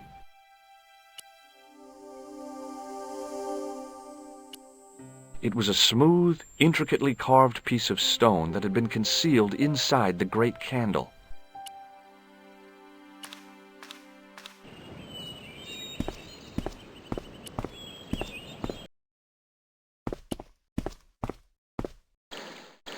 Hi, Lopez. Got a minute? Certainly, senor. How can I help you? This tissue is charred. You won't get any argument from me on that, Senor Stobart. This Bible's in Spanish. See? I would have expected Latin. Be careful with it. It was a present to my lady from an old friend. He died a long time ago. It is all she has to remember him by. Okay, I'll handle it with kid gloves. Do you know what this is? No, senor. Is it some kind of key? Yeah, I think it probably is. Where did you get it? It was hidden inside the big candle in the mausoleum.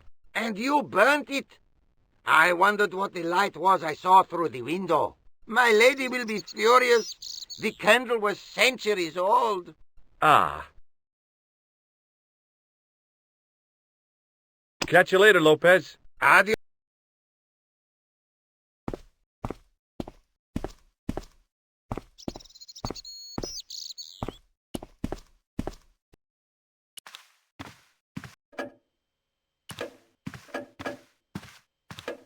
Hello again. Mind if I sit? Please, be my guest. What does this charred tissue suggest to you? You have pyromaniac tendencies? Here's the Bible from the mausoleum.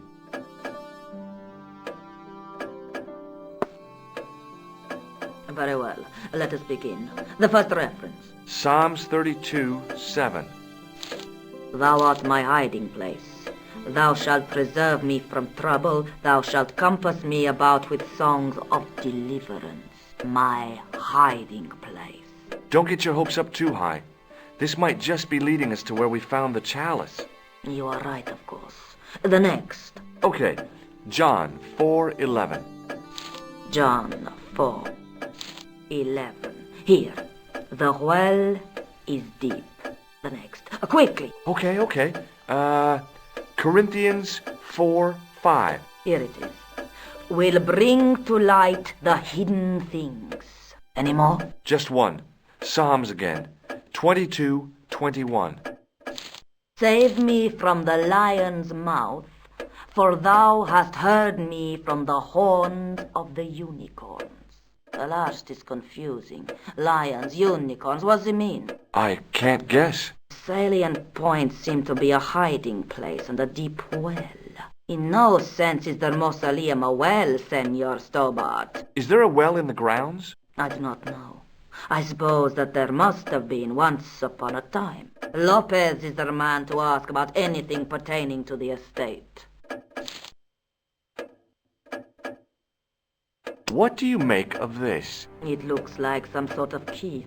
Where did you get it from? It was buried inside the great candle in the mausoleum. Inside it. What have you done to it? I, lit it. But it is irreplaceable.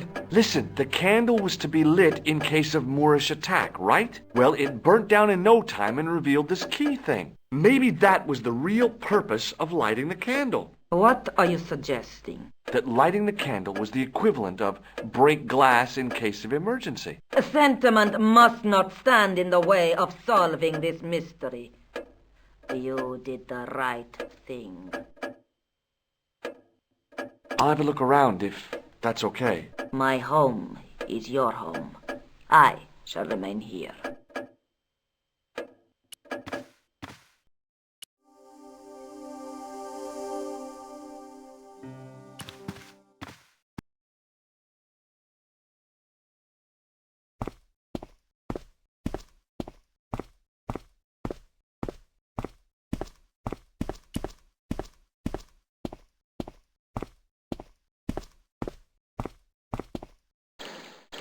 Hi, Lopez.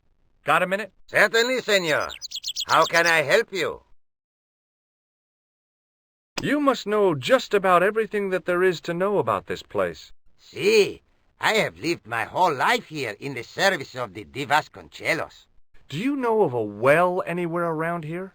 A well? Si, senor. This used to be a fortified villa. How can you last a siege without water? Great! So where is it? How should I know? The well was covered over in the last century. It was dangerous, you see. And you have no idea where it was? None. It was hidden even before my grandfather's time. You must have a vague idea of where the well is.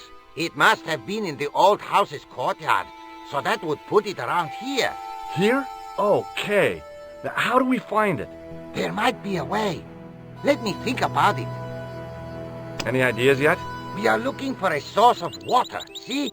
Yes. For generations, the Spanish country folk have had a secret way of locating water, even if it is meters beneath the ground.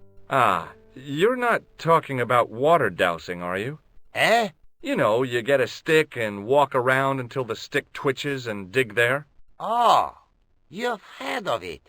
Yeah, I think most of the planet has. Okay, let's get a stick. Uno momento. It must be a special stick. A Y of hazel. Right. Do you have any hazel trees?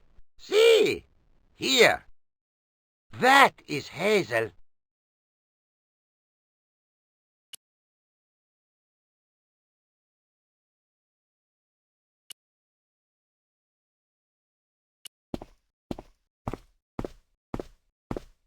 So that was what a hazel tree looks like. I went over to find a suitable stick. I don't believe it. There wasn't a single usable Y-shaped branch on the whole damn thing. There wasn't a single usable Y.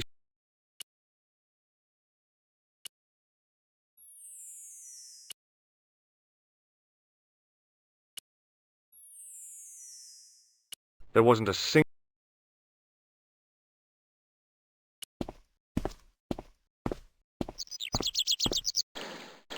Hi, Lopez. Got him? Certainly. Catch you later. Adios.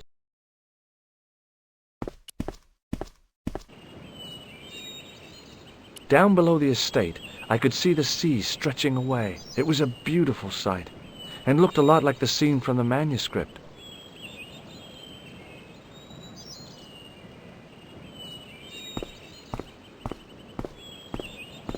There was a statue of a guy on top of the building. He looked like a knight with a spear and some sort of staff. I wasn't about to go clambering on rooftops if I didn't have to.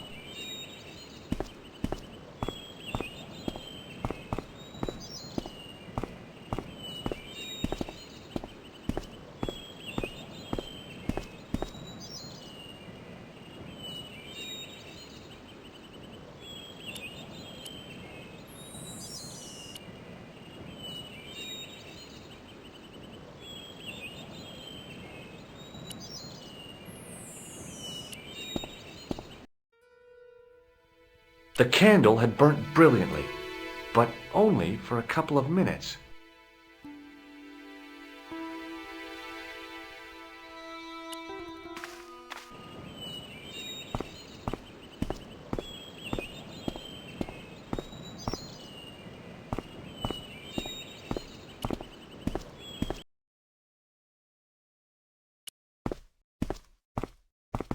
There wasn't a single usable Y-shaped branch on the whole damn thing.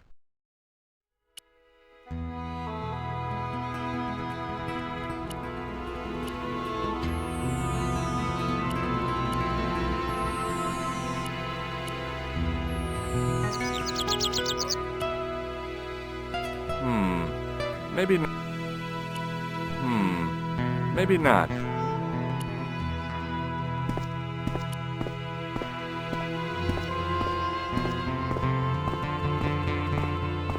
The main part of the house was old, but nowhere near as old as the gatehouse section.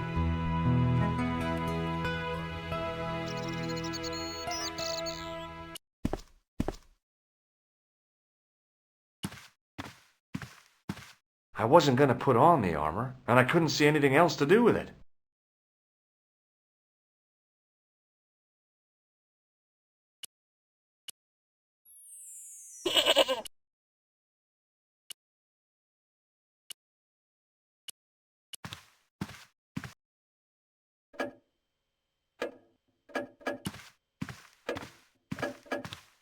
Hello again. Please, I'll have a look around. my hope.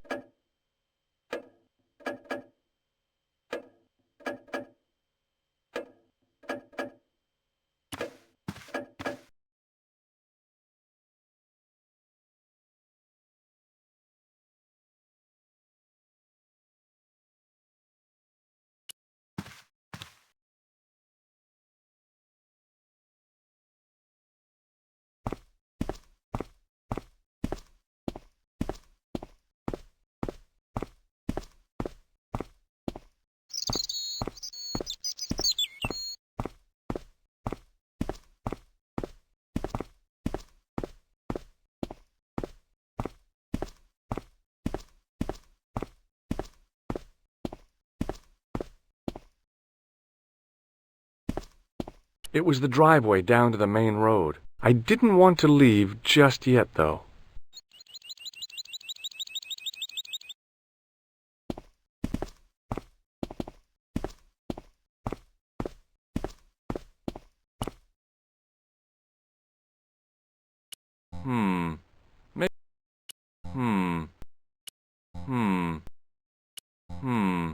Maybe not.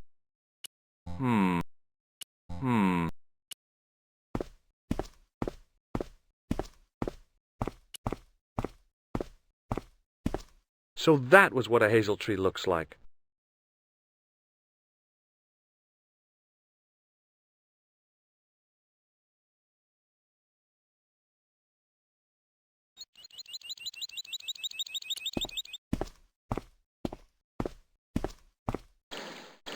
Hi, Lopez. Got a minute? Certainly, senor. How can I help you? Catch you later, Lopez. Adios, senor Stobart.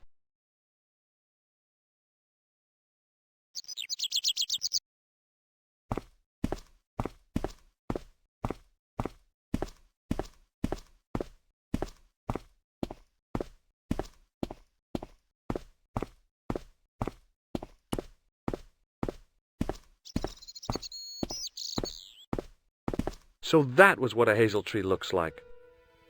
I went over to find a suitable stick. Aha!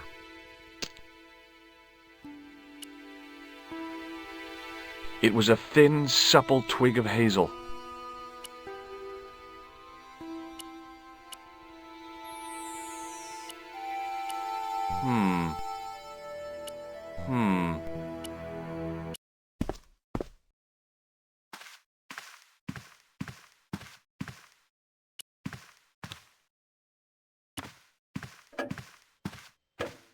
Hello again. Please,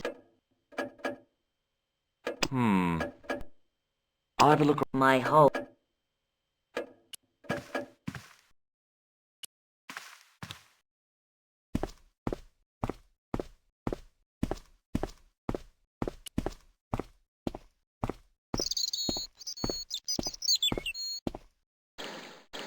Hi, Lopez. Certain Well, I got my divining rod. Now what?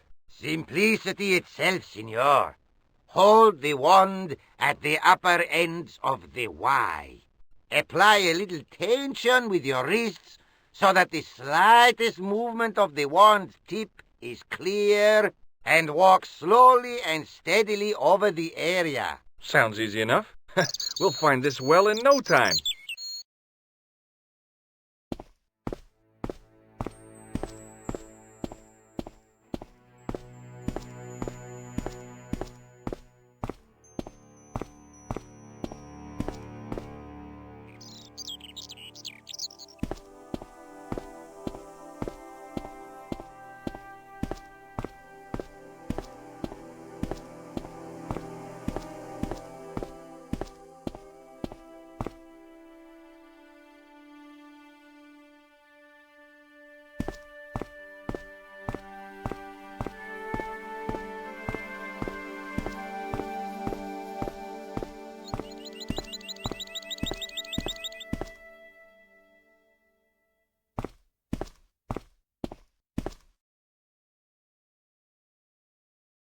Senor Stobart, you've found something. This is it. This is where we find the secret of the Templars. Hidden here for hundreds of years. Lost from the sight of man until now. The mystery is revealed. It's a tin can. I've been walking up and down with a twig in my hands, looking for a tin can. It had water in it. That's what the dowsing stick must have detected. I'd have to check with an archaeologist, but I don't think the Templars left that. In truth, Senor Stobart, the loan was laid many, many years ago. This can could date back to the Napoleonic Wars. Get rid of it and I'll try it again. Lopez threw the can away. It seemed to fall an awfully long way. The splash at the end confirmed what we both suspected. Well, I'll be a monkey's uncle. It has been here all the time. All those years and nobody found it. Stood in awe for a moment, marveling at the secrets all around us. I could have fallen down that.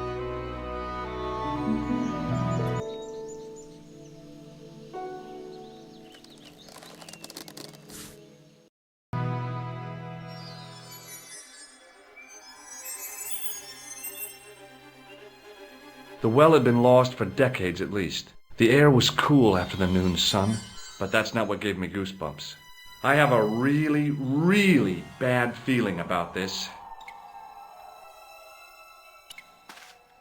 It was a long way down. The brilliant midday sun shone almost directly down the shaft, and I still couldn't see the water. Sometime in antiquity, there'd been a rock slide. Big ones. I wished I'd had a hard hat.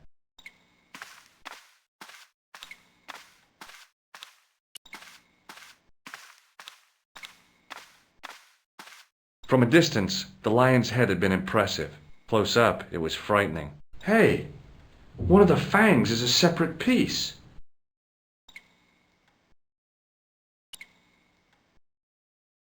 I could hear the sound of a lot of stone moving, and I knew I was in danger.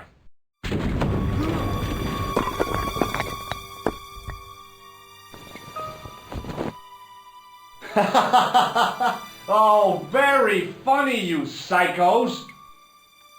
Senor Stobart! Senor Stobart! Are you all right? It's okay, Lopez, I'm fine! Que susto me has dado! You gave me a scare! Nice try, Templars.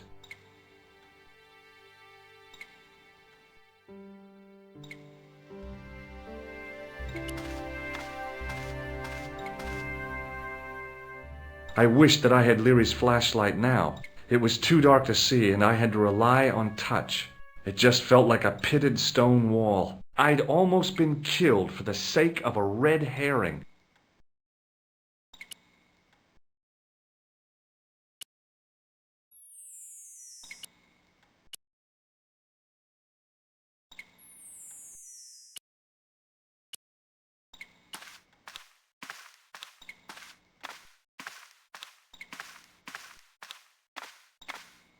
I realized I could use the mirror to reflect the light from above.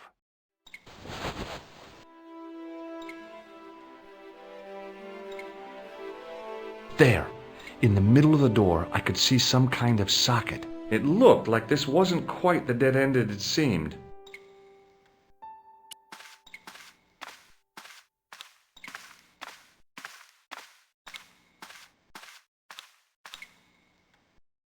Now I knew what I was looking for. It only took a few moments to find it.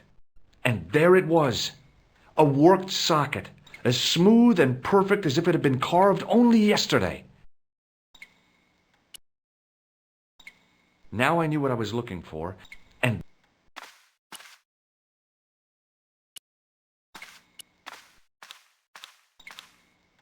I slid the stone key into the lock. There were buttons that turned the dials.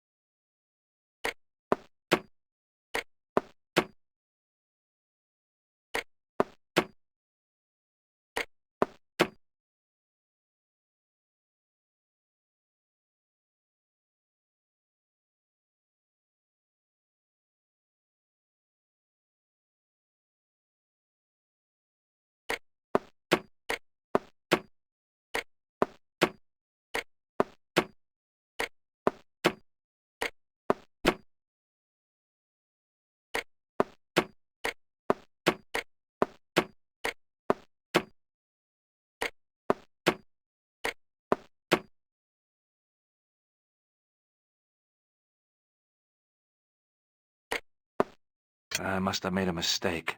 The lock spun back to neutral and nearly took my fingers off. I was going to have to start from scratch again.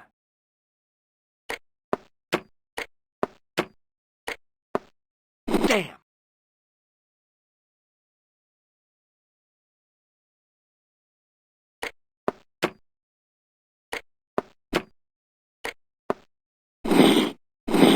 Oh, not another mistake.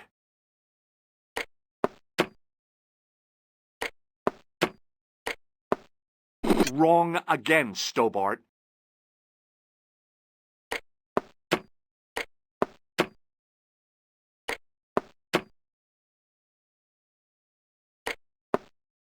Another wrong combination.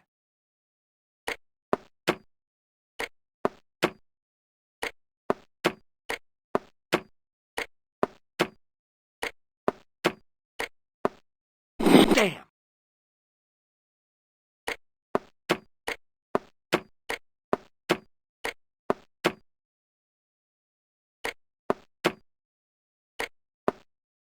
Oh, not another mistake.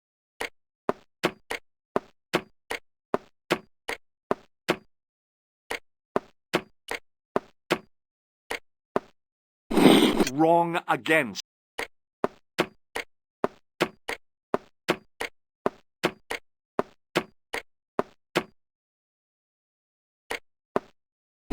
Another wrong combination.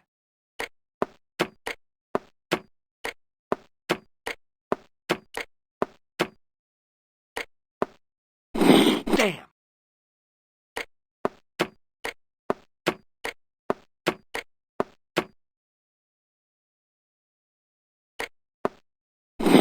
Oh, not another mistake.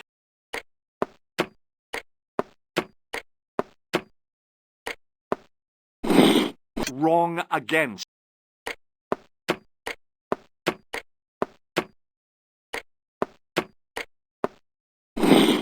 Another wrong combination.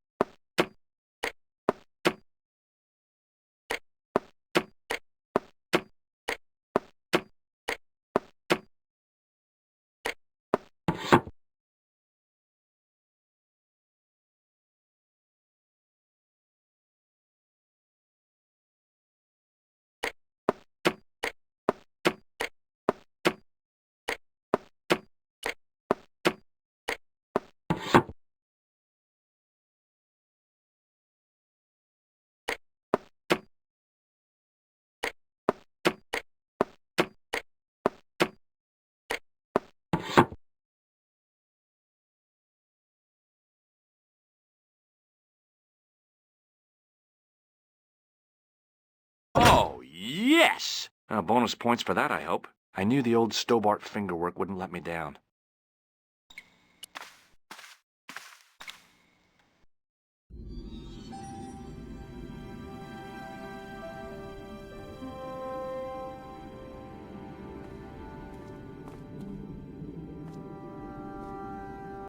Before I left, though, there was one last thing to do.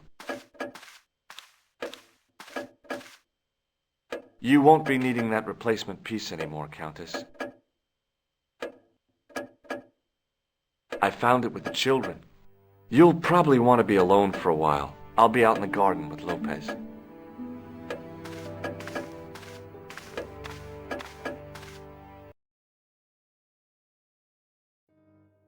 George, welcome back. Come in, George. It's good to see you again. Is it?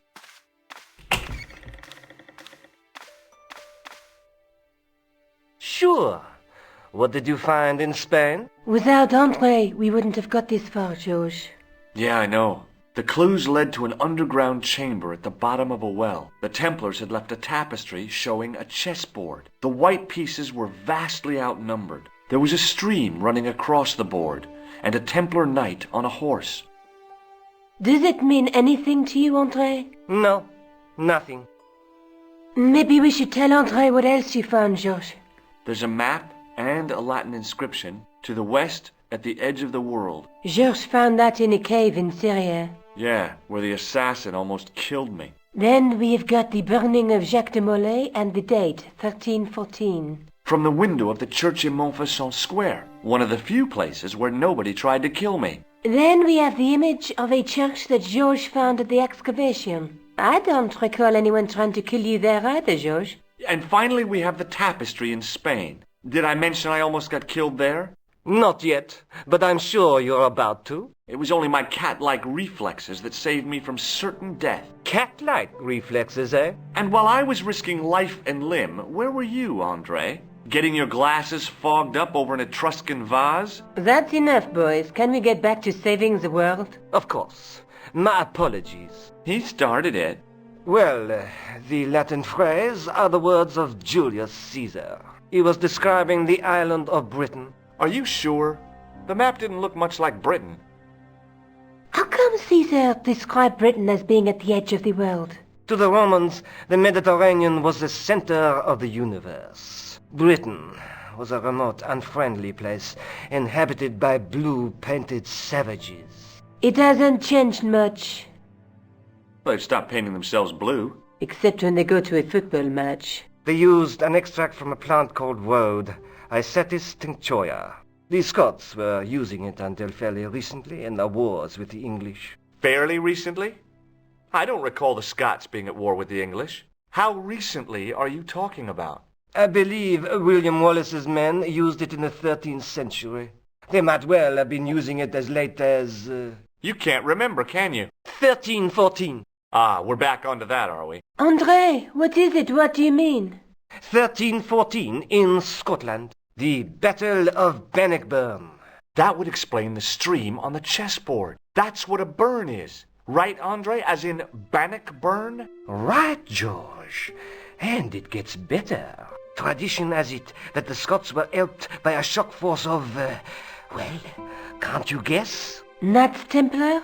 Yes, a group of outlawed Templars. They are said to have turned the tide for the Scots. And it all ends at a church in the Isle of Britain at Bannockburn in a church. What are we waiting for? I'll call a cab. I can't go. Andre, you've been loads of help, but What George is trying to say is that you shouldn't feel guilty. I was. We understand you've got commitments. Oh, listen, we have to hurry. Let's go, George. We'll see it through. Oh, and, don't worry about us.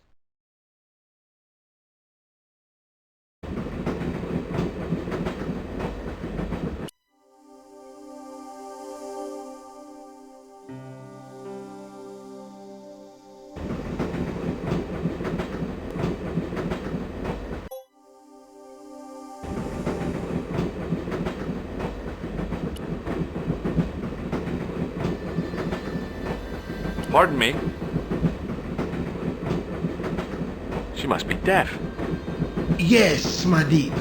Do you know what time we're due in Stirling? 6:15, but we're running 8 minutes late.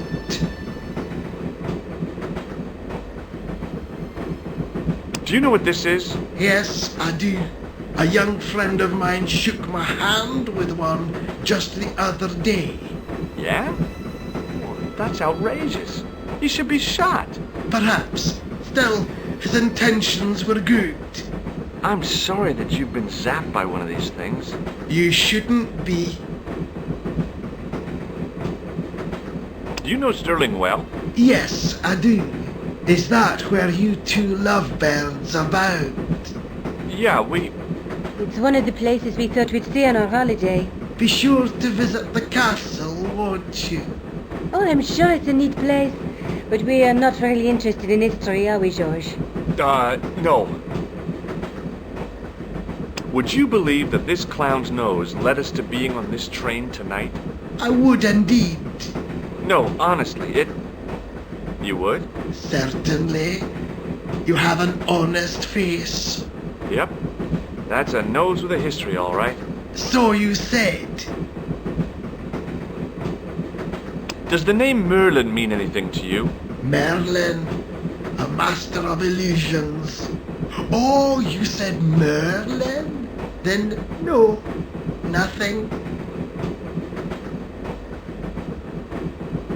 What's the book you're reading? Oh, it's something I picked up at the station. A medieval detective story. Quite well written for that kind of thing. It's been out of print for years. Is there a church called St. Ninian's at Stirling? Yes, there is. And I know why you're going there. You do? Of course I do. It's obvious you're in love. You're eloping, and they say romance is dead. What's the title of the book? The Crooked Crusader Caper by Molly Pegram. I assumed the author was a woman, but apparently not. His real name is... Professor Nigel Pegram. That's right. Do you know him? No, I never met him. George is a great fan of these, though.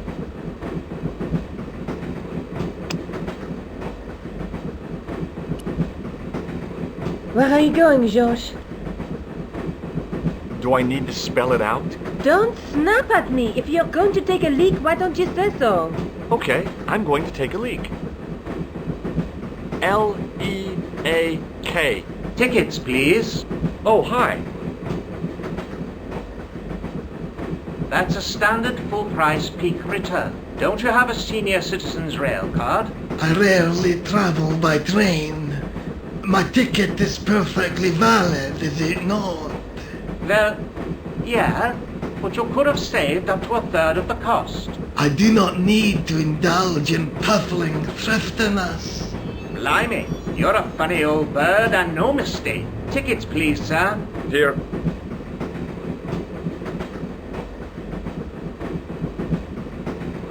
Off to Stirling, eh? Yes, we are. Well, I hope you won't be disappointed. It's a miserable place this time of year.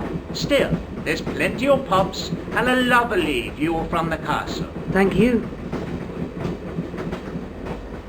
I don't want to worry you, but there was something familiar about that guy. Are you sure? You're tired. Perhaps you're mistaken. Maybe. But I didn't like the look in his eyes when he spoke to you. Can't you sit still, George? I need to go to the John. While you're there, check out the buffet car, George. Unthinkable though it is, I am hungry enough to eat English food. Okay.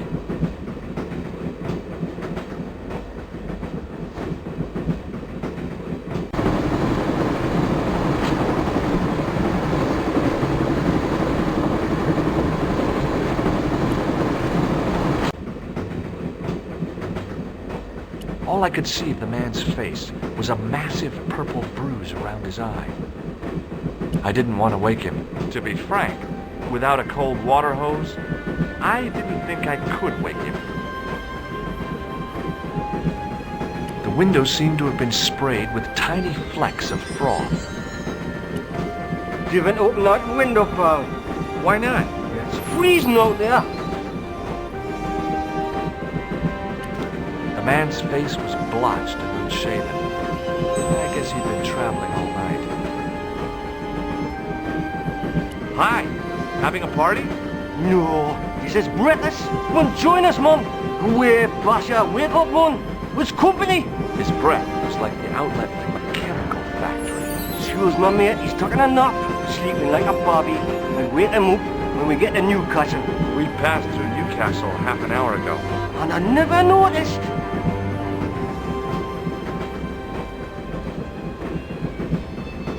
Would you like a red nose?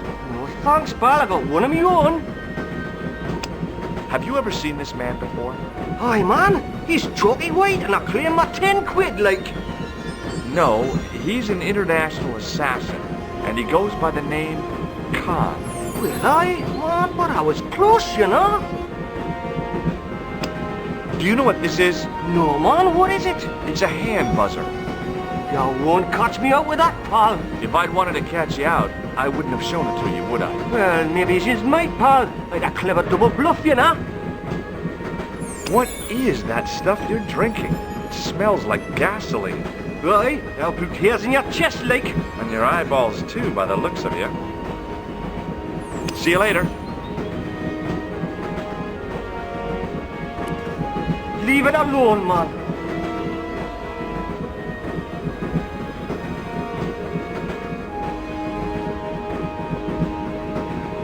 I didn't want to wake him. To be frank, without...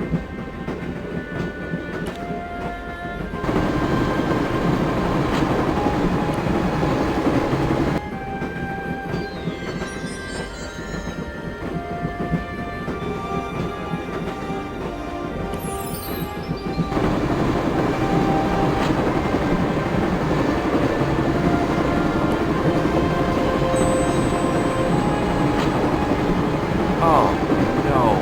That gangster creep from the hotel. Guido. Well, he didn't scare me. Hey, Buster. This is a no-smoking car.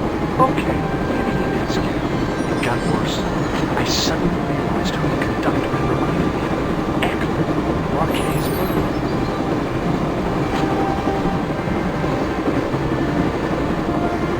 Guido looked like a weasel in a cheap suit. He also looked like the kind of man who was my slave.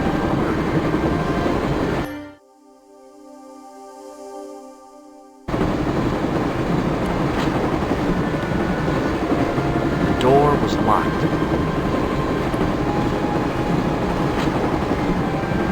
The door was locked. I really didn't want to shoot the breeze with this guy.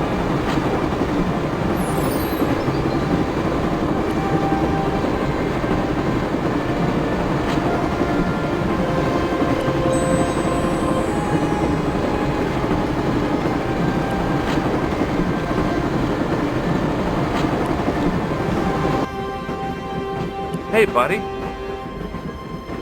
Listen, I need your help. What's the matter? There's a guy on this train who's trying to kill me. Relax, man. You wouldn't try nothing with us in Basharia. We are veterans like. Slow action at Brightlingsea. I don't recall the British Army being involved in a conflict in anywhere called Brightlingsea. Well, you just take it from me, pal. You're in safe hands. See you later.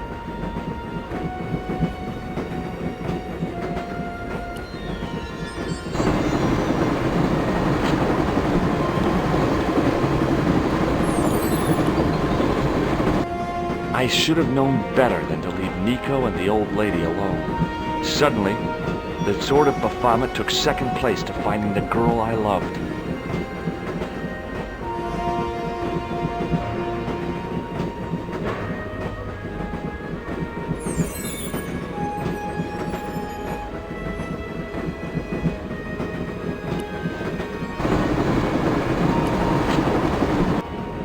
Hey, buddy. Did you see what happened to the young woman in the next compartment? No, pal, I didn't. Have you lost her, like? She's disappeared. The old lady, too. I think they're in trouble. Oh, yeah, man. An old lady, too. Yeah. You gotta help me.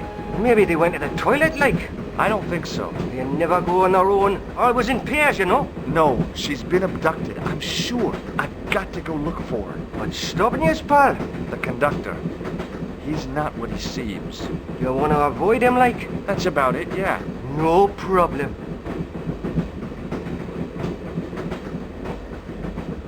See you later. I didn't want to wait to be...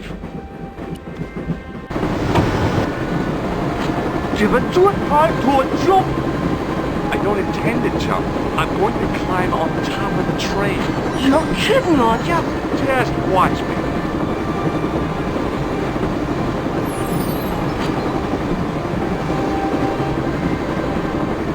Hold on now, pal. I'll give you a hand, like.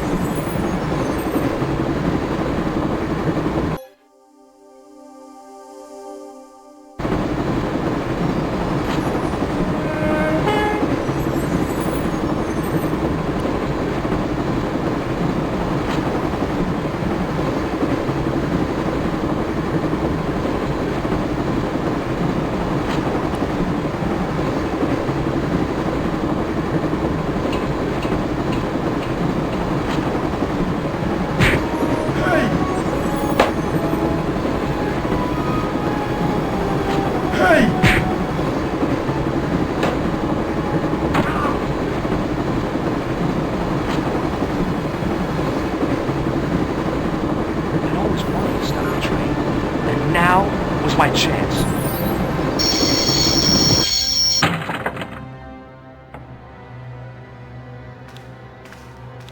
You saved our lives, but why? We were always on the same side, Stobart. Different causes, but a common enemy. The Knights Templar? Don't call them that.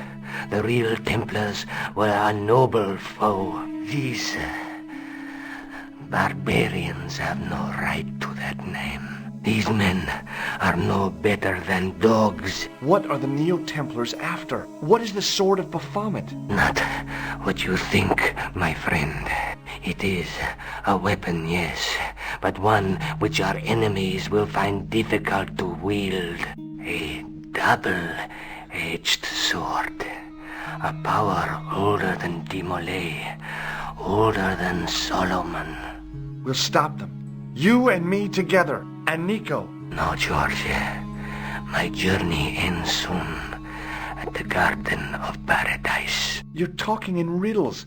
Can't you tell me straight what they're after? The sword symbolizes a colossal energy caused by the alignment of the Earth's natural power fields, which are focused at St. Ninian's. The energy endowed the Templars with the power which made them great. A power which made them charismatic to such an extent they could control the will of all around them.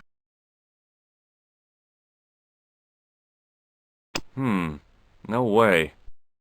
No. How did you escape from the bull's head? It is a long walk from the cliff of the bull to the village, Stobart. Fortunately, I know the ways of the wilderness. No. May Allah guide you to our enemies. Thanks. One last thing. What? What is it? He's dead.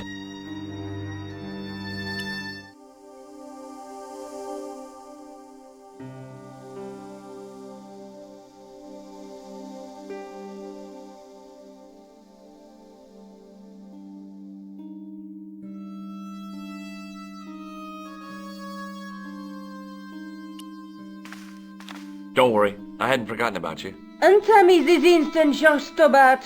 I will. When I'm ready. That's not fair, George. No. You took advantage while my hands were tied. When Eklund pointed that gun at me, I thought I was gonna die. I thought of all the things that I'd never get to do. And kissing you was at the top of my list. George. Uh-huh. George, we've got to get off the train. Eklund could recover at any time. So what are we waiting for?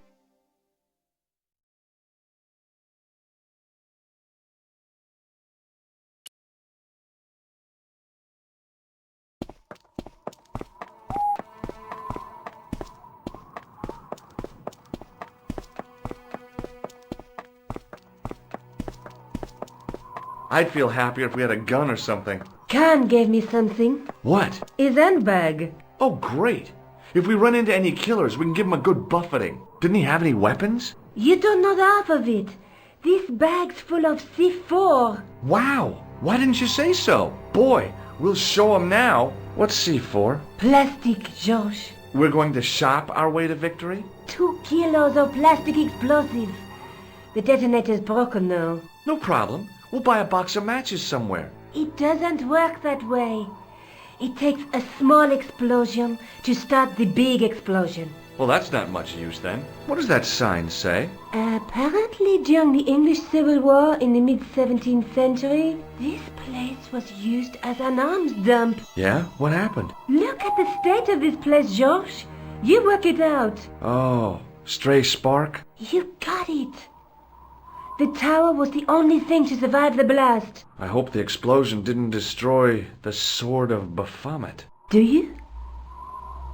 I rather hope it did.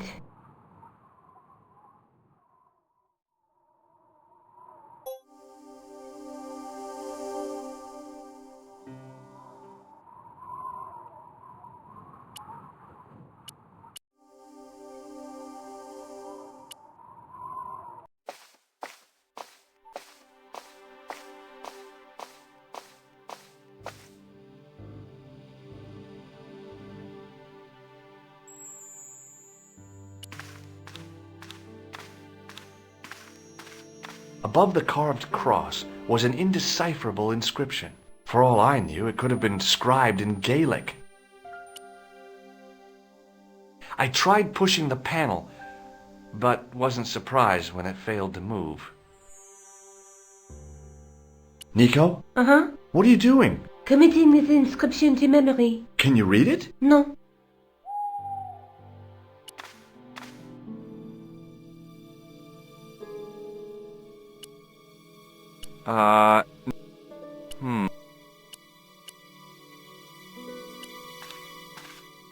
The handle turned easily, and the larger wheel began to revolve.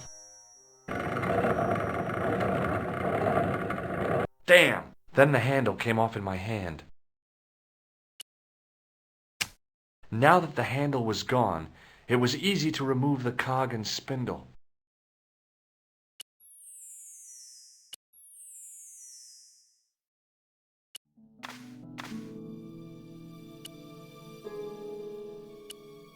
I pushed the handle into the demon's mouth.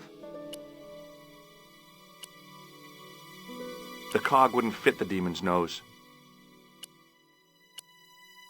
The cog slipped neatly into the eye socket. No.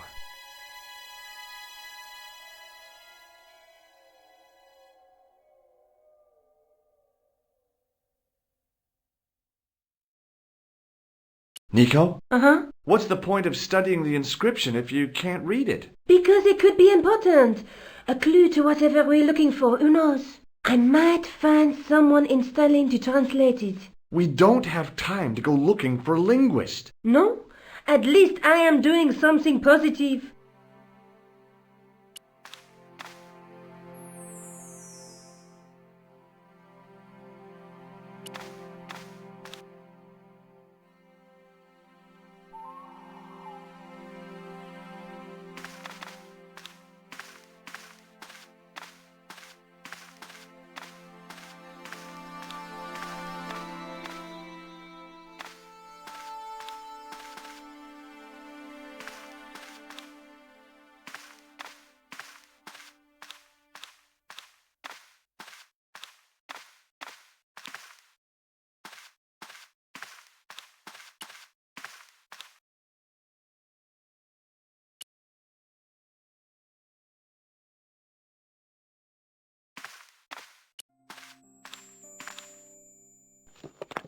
I scrabbled around in the rubble and found an old clay pipe with a broken stem. The pipe could have been anything from 50 to several hundred years old.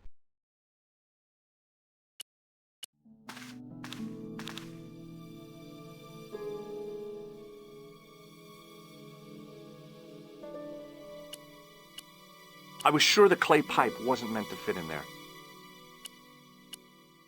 It was no good. The demon wasn't inhaling.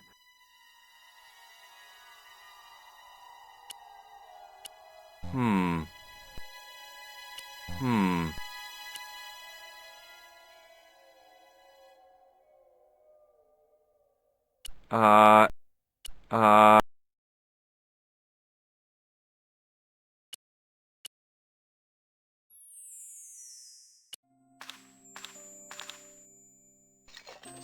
Under one of the stones, I found a metal coin which was green with age. It was an old coin. It was caked with soil, but what I'd found was a small cog and spindle. The cog was one of those objects I wished I hadn't carried in my pocket. With mounting excitement, I felt something between my fingers. It was short, hard, and black. Something I hadn't expected to find here. It was a plastic pen top.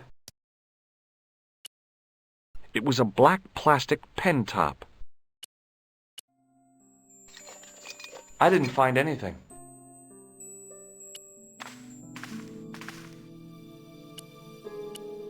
With a rasp of metal on stone, I eased the second eye into place. The cogs all meshed. It began to turn.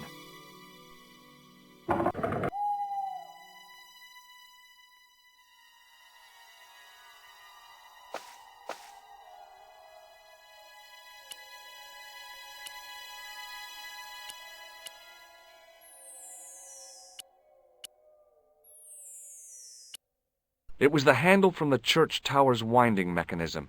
It had cog teeth mounted near its base.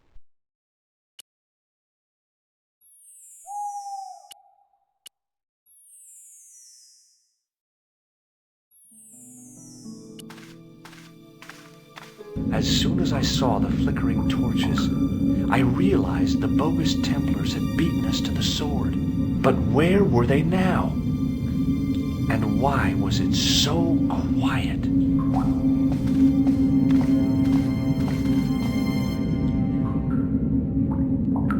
It looks like the Templars got here first. We might not be too late. There's still a chance. I wish I had your optimism. So do I, George. Sometimes you're so negative.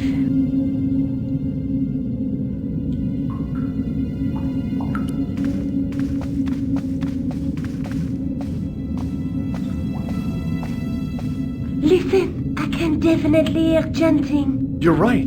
I hear it too. What do you suppose they're doing? It wouldn't surprise me if they were holding some kind of satanic sex ritual. So, what are we waiting for? Will you look at that? Baphomet. Lavino was right. This place was ancient even to the Templars. This whole place? This is Baphomet? Finally, the truth. The Templars had never worshipped this graven image, no more than they'd worship a rainbow. But, like a rainbow, they regarded it as a symbol of a covenant with God, who'd revealed this place to them. Rosso! Why, the double-dealing treacherous? On the contrary, Inspector Rosso has been the model of obedience, an important quality in a true Templar. Now be quiet and watch, if you wish to live much longer. Brothers and sisters, we are gathered here to witness the reforging of the sword that was broken. Here before God's sentinel, Baphomet, Grand Master and Knight of Baphomet, we salute and pledge our obedience to you. I salute you, gatekeeper of the temple. 7 centuries ago, our greatest weapon, the sword of Baphomet, was lost to us. Now we prepare to reforge it, to wield against new enemies. We shall lead the people to a new order, wherein all borders will dissolve. All will be united under the red cross of the Templars.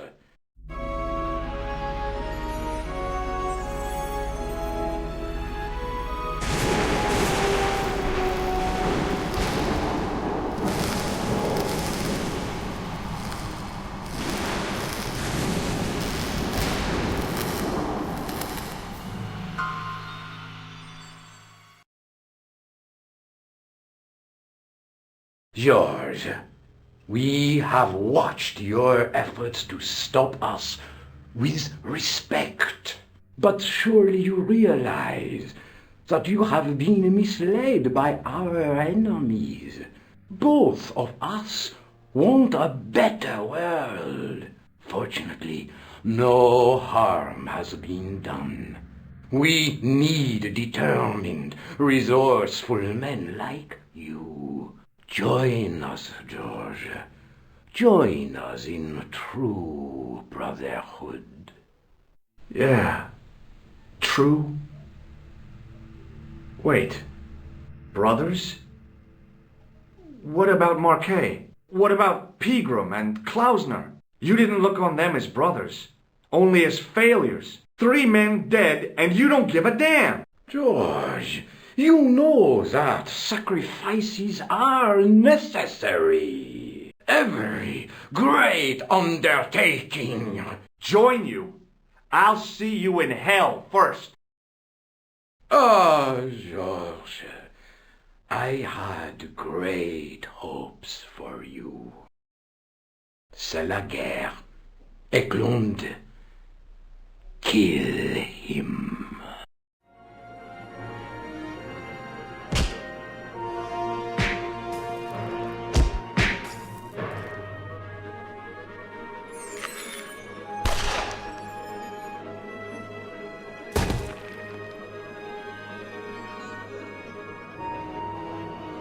I swear, I just wanted things to be right.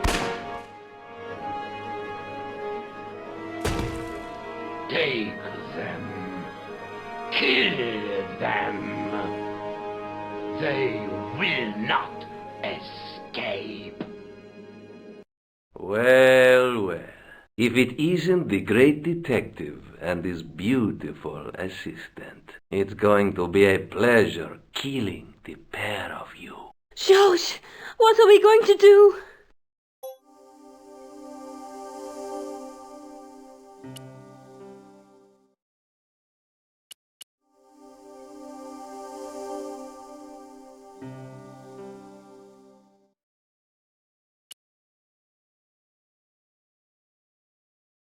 Come on, Nico. We're leaving. You fools! You cannot escape us. Guido! Stop them. But master, the powder! That powder is from the English Civil War. You fool. He's over 300 years old. How explosive do you think it can be? I thought it was all over, but Nico had one last trick up her sleeve. Or in her handbag, to be exact. A handbag full of plastic explosives. Maybe, but this stuff is brand new.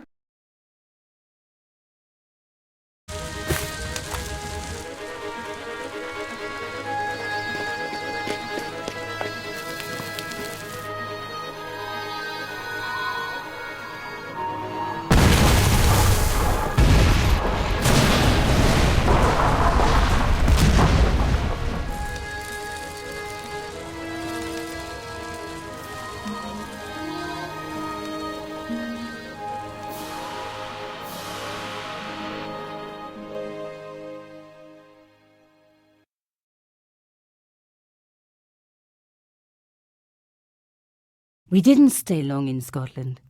George had a vacation to finish, and I had another story to write. Not the real story, of course, but enough half-truths to fill a page and pay my rent for the month. George and I hung out together in Paris. I showed him my favourite restaurants, and he told me his best jokes. You know, Nico, this city holds so many memories for me now. The cafes, the music. The sewers. Tell me about it. The clowns. The jugglers. And your pal Labano. Oh, yes, dear Andre. When we first met, and I was doing my detective stuff, you kind of disappeared a lot, Nico. Were you and Labano, There was something happening, but nothing to do with Andre. Uh-huh. It was something from the past that I had to deal with, on my own. So, I dealt with it, and now it's over.